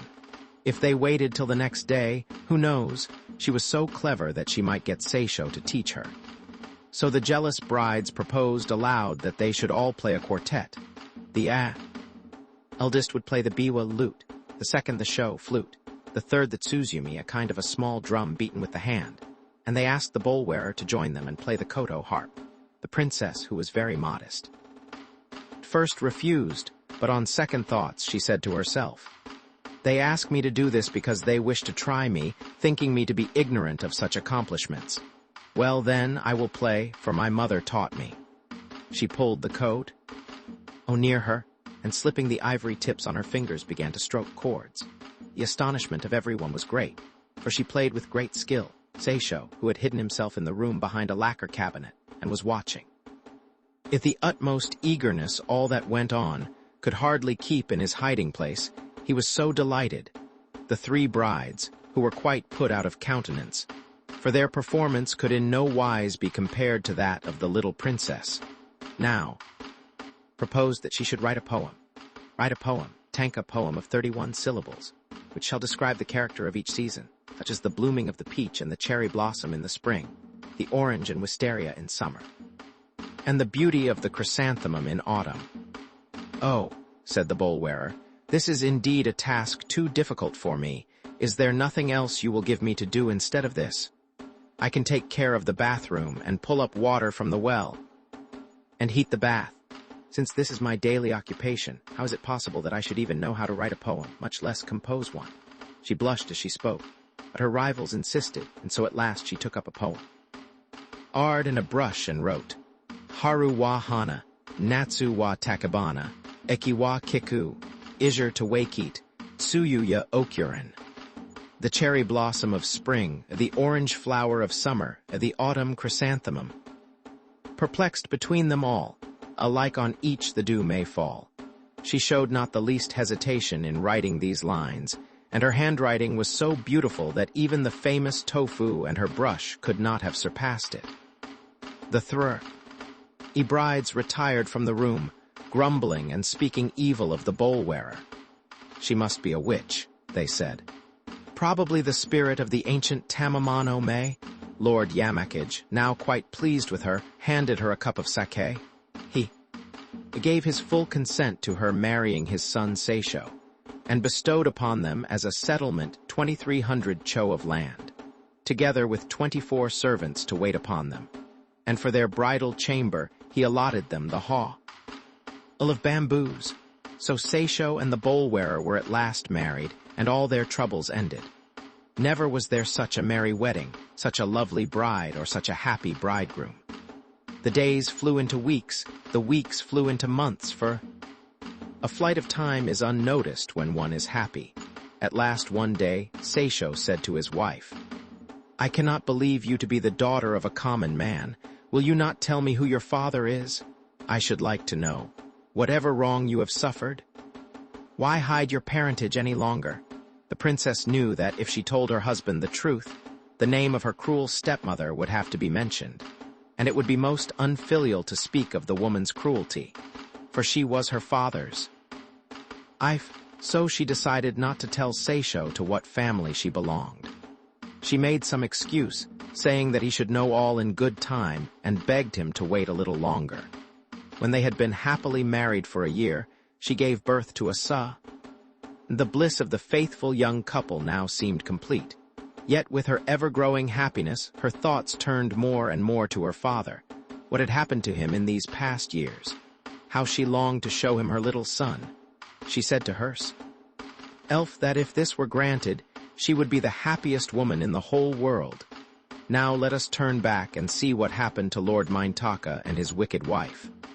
As time went on, her vicious disposition only became worse. At last it became so unbearable that all the servants took their leave.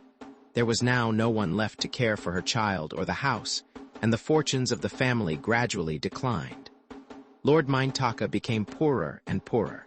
Where once in the days of the first wife there had been sweet peace and harmony, discord now reigned in the house. Lord Mintaka grew weary of his life. He decided to leave his home and set out on a pilgrimage. He started at last to wander on foot from province to province and from temple to temple, learning from the priests all he could of Buddhist lore. He had plenty of time for reflection, and no longer harassed by a scolding wife, he began to ponder over his past life. No words can tell how much he regretted having listened to her slanderous stories about his little daughter. And when he thought of how he had allowed her to be driven from her home like an outcast or a beggar, his nights were sleepless. He asked himself every day what could have happened to her all this time.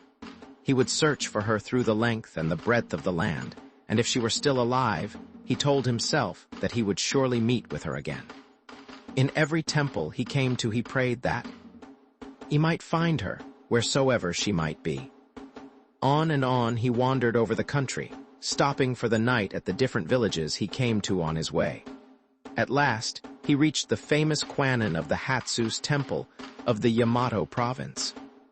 Kwannon, the goddess of mercy, grants to mortals whatever they need the most, the greatest desire of their hearts.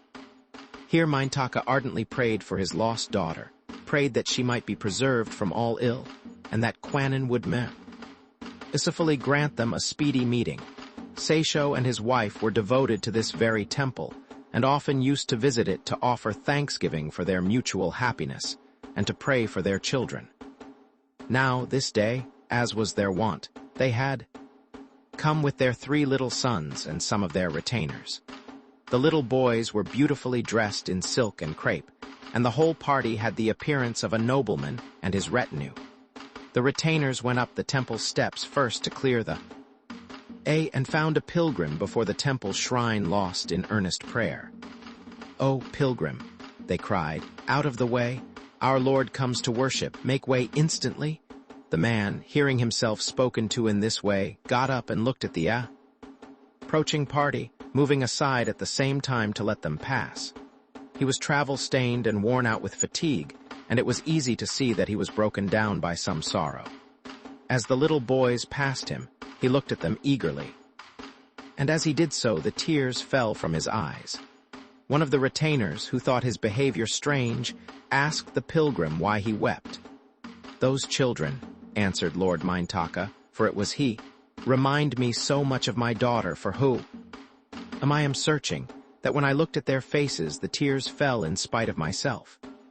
And he told the man all that had happened, glad for once to find a sympathetic listener on his lonely wanderings. When the princess heard the story, she told the retainers to bring the pilgrim to her. As soon as they led him to her, a glance was enough for her to recognize that, aged and emaciated as he was, the pilgrim was none other than her father. "I am the bowl-wearer," she exclaimed, quickly catching hold of her father's sleeve and bursting into tears, overcome with joy and filial affection at this unexpected meeting. Seisho congratulated his wife and her father on their happy reunion, and after many bows and salutations on both sides, he said, "I felt sure that my wife was of noble birth, though she always remained silent when I questioned her as to her parentage. Now I understand it all. So, after all, she is the daughter of Lord Mai, Ntaka of Kitano." He then insisted that his father-in-law should give up his wanderings and make his home with them for the rest of his days. So Lord Ntaka at last found his good daughter married to one of his own rank, and so happy. At even in dreams he could have wished for nothing better for her. What a joyous homecoming it was that day for the bowl-wearer, as she led her father back with her and presented her 3 little sons to him, and showed him her beautiful home, and told him how good and faithful her husband had been to her while she was only the unhappy and despised bowl-wearer. They all felt that their cup of happiness was full, and lived together more harmoniously than ever, and in their mutual joy-awe.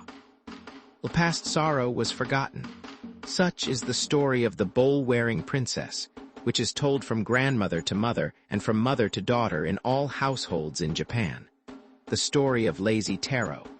Long, long ago, in the province of Shinano, there lived a lad called Monogusa Taro. Monogusa was not his surname. The word means lazy or good for nothing.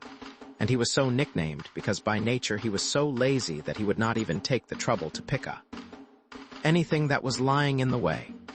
When the neighbors asked him to do something for them, saying, "Do this," or "Do that," he would shrug his shoulders and say, "It is really too much bother," and go away without attempting to obey or been wishing to be kind to those about him. At last all turned their backs on him and would have nothing to do with him. Strange to say, no one knew who his father or mother was or from where he had come.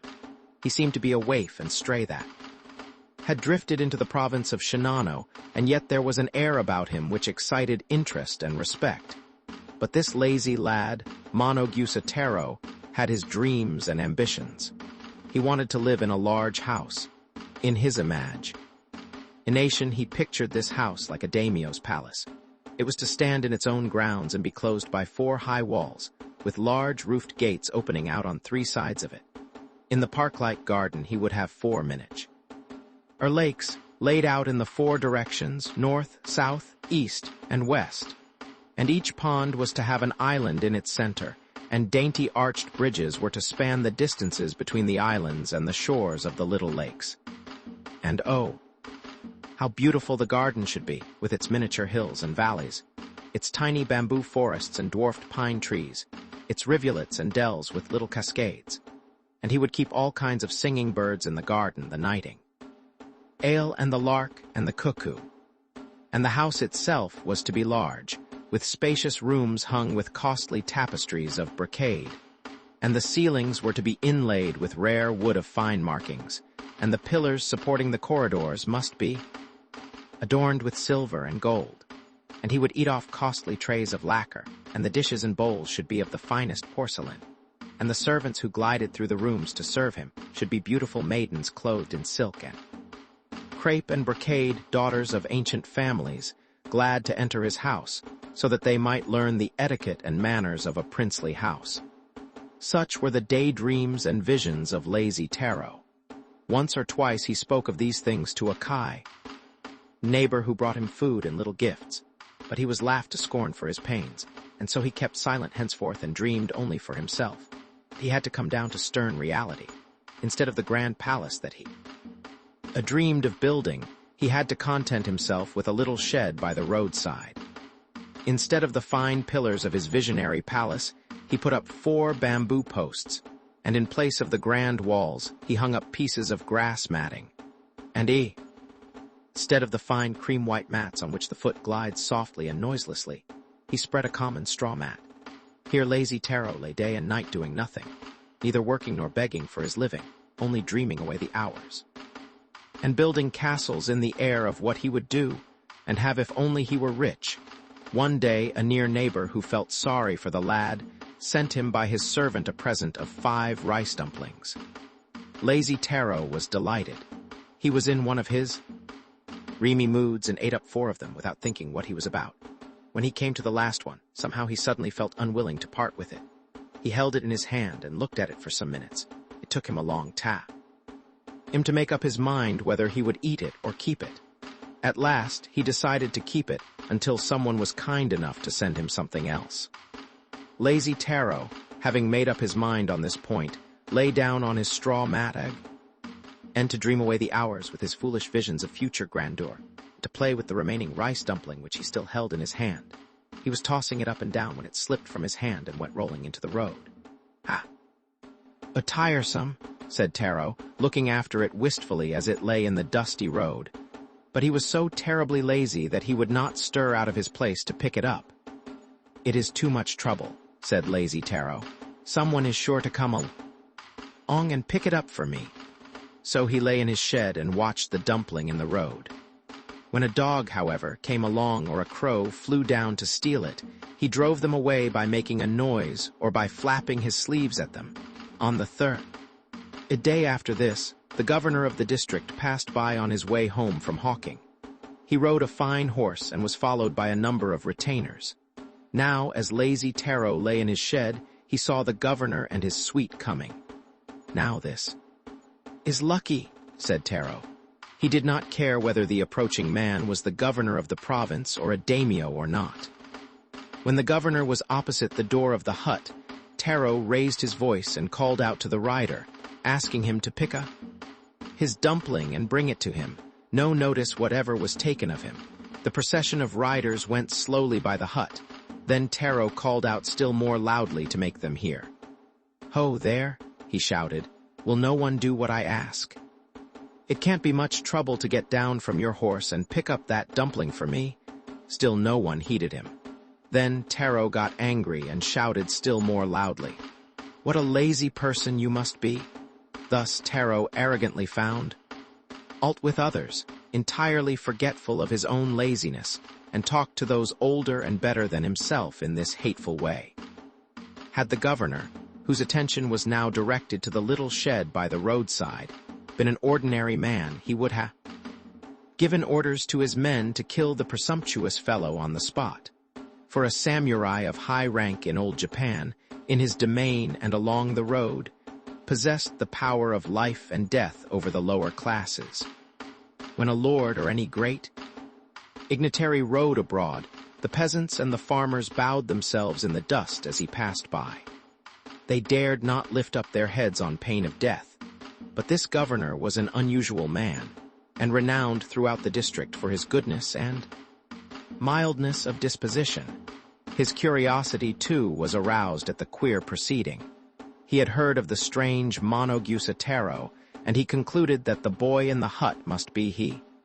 So the governor got down from his horse, and sitting on a stool that one of his retainers placed for him opposite the hut, said, "Are you Monogusa Taro of whom the people talk?"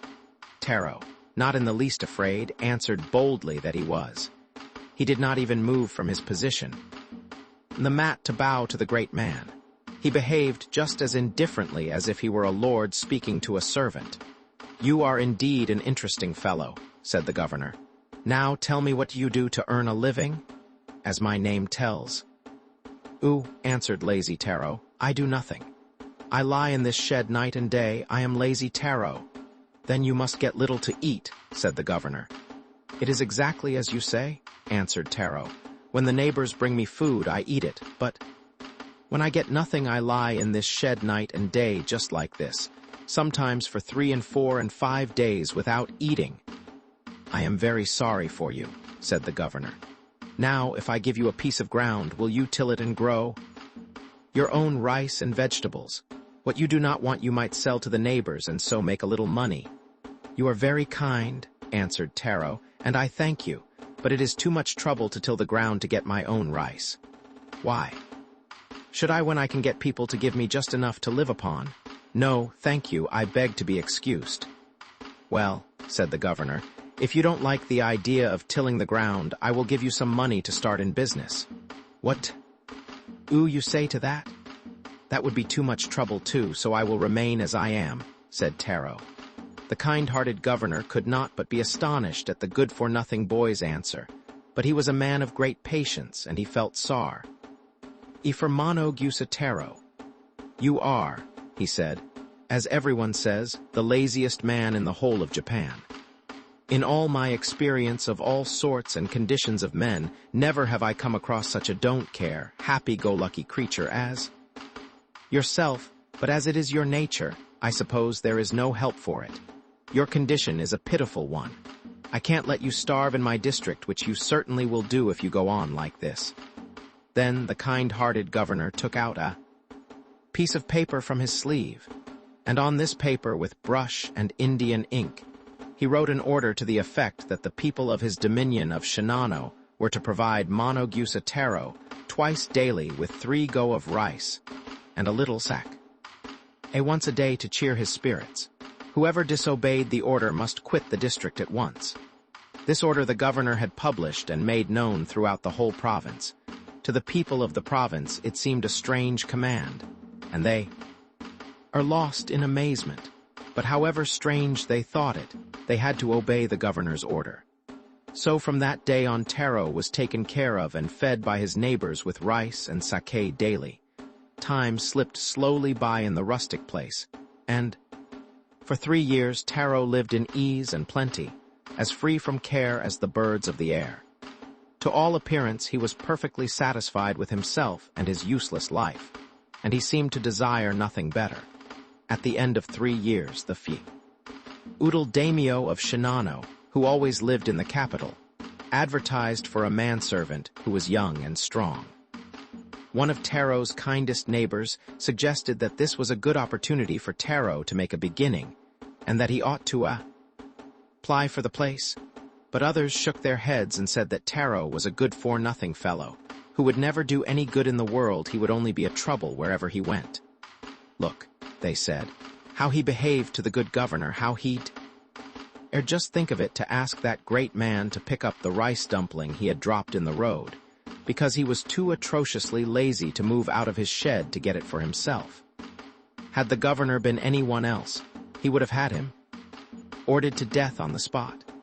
But in spite of all the neighbors croaking and grumbling, the first man persisted in his idea that the right thing for Taro to do was to try for the place, regardless of opposition. To everyone who raised an objection, he answered wisely, "Don't you know the saying that stupid people and scissors depend on the way they are used for their usefulness? So even this lazy Taro may change for the better if he is taken up to the capital and made to work. Let us all persuade him to go into service, and let him for pity's sake have a try at something or other. Who knows but this may prove the turning point in his life.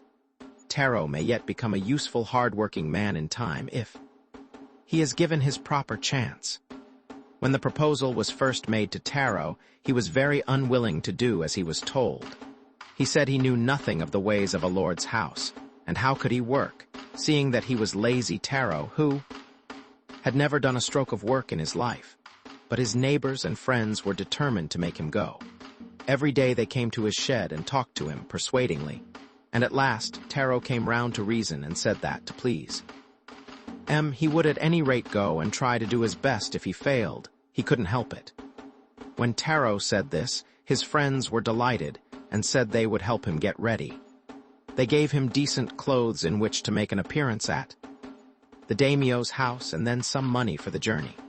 In this way lazy Taro left the rural province of Shinano, where he had lived for so many years, and started for the capital of Kyoto, just as Tokyo is the seat of government nowadays. So Kyoto was in olden times.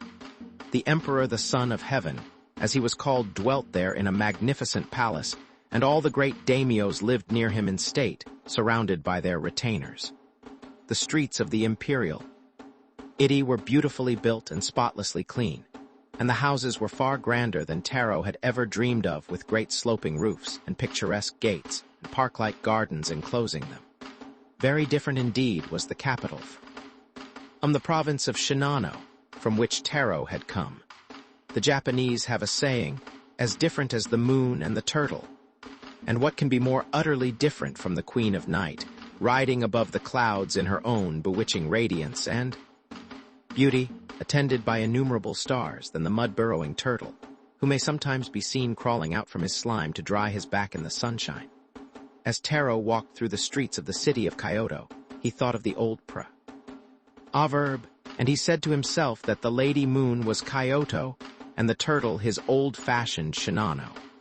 Then he noticed how fair of skin the people he met were, for the citizens of Kyoto are famous for their white complexions.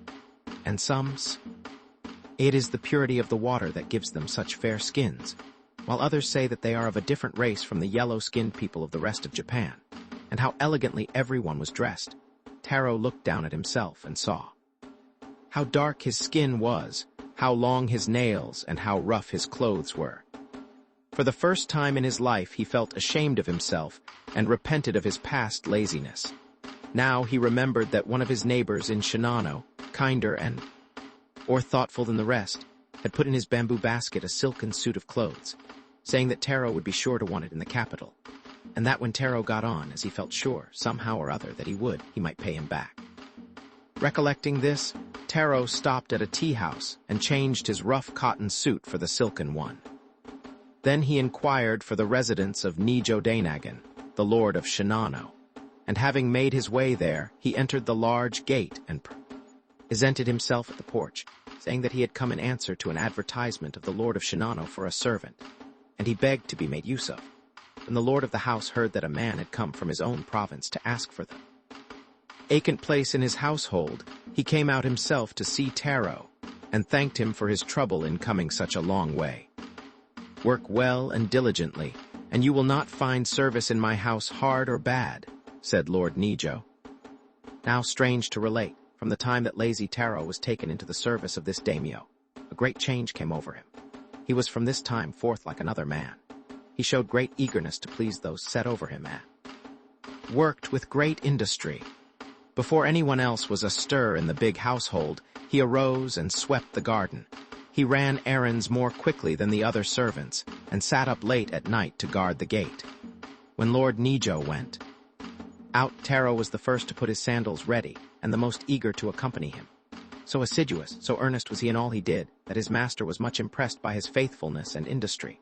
How true is the proverb, said the daimyo, that even the beautiful lotus blooms in the slime of the pond, and that precious gems are found in the sand.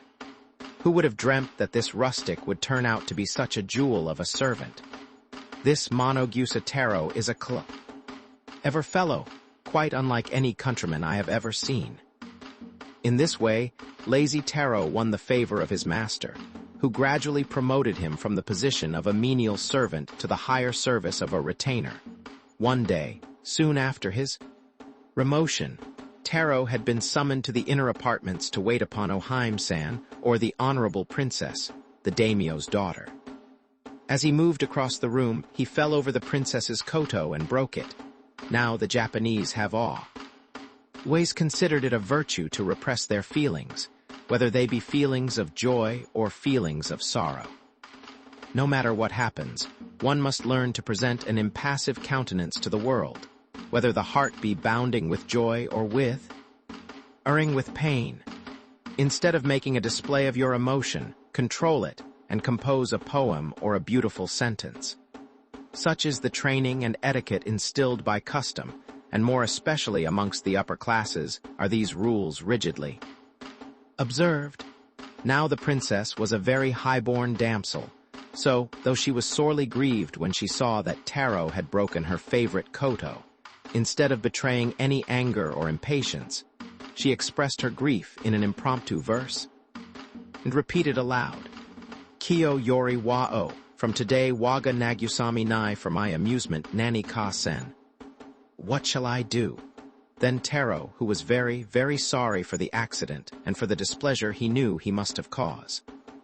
The princess was moved to the heart, and the words of apology and regret suddenly rose to his lips in the form of the second half of the princess's poem, and he said, "Katoeri nerba mono mo iwerzu." This has two meanings, beak. As of the play on the first word katoeri, which means either a broken koto or an excuse. So Taro's couplet meant first that there was indeed good reason for the princess's sorrow, and that he had no excuse to offer.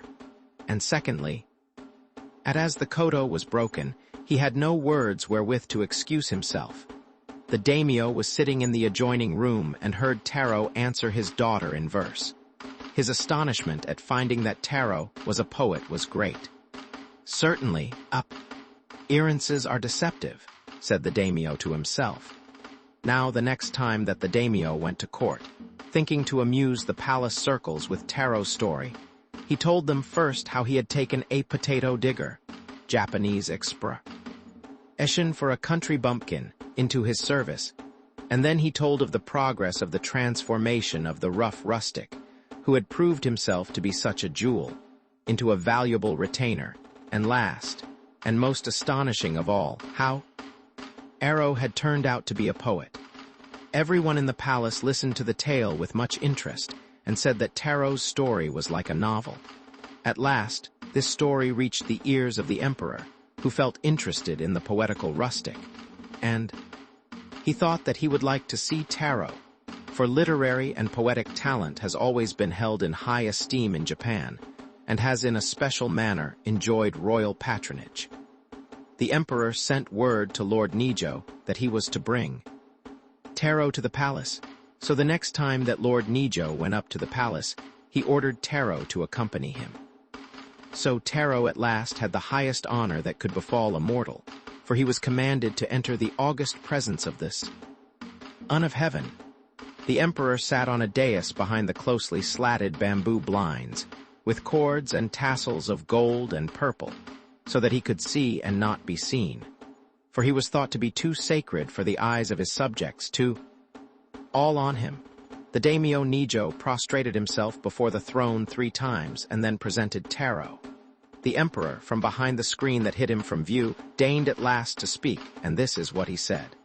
"I hear that you are a poet, therefore compose a verse for me on the spot."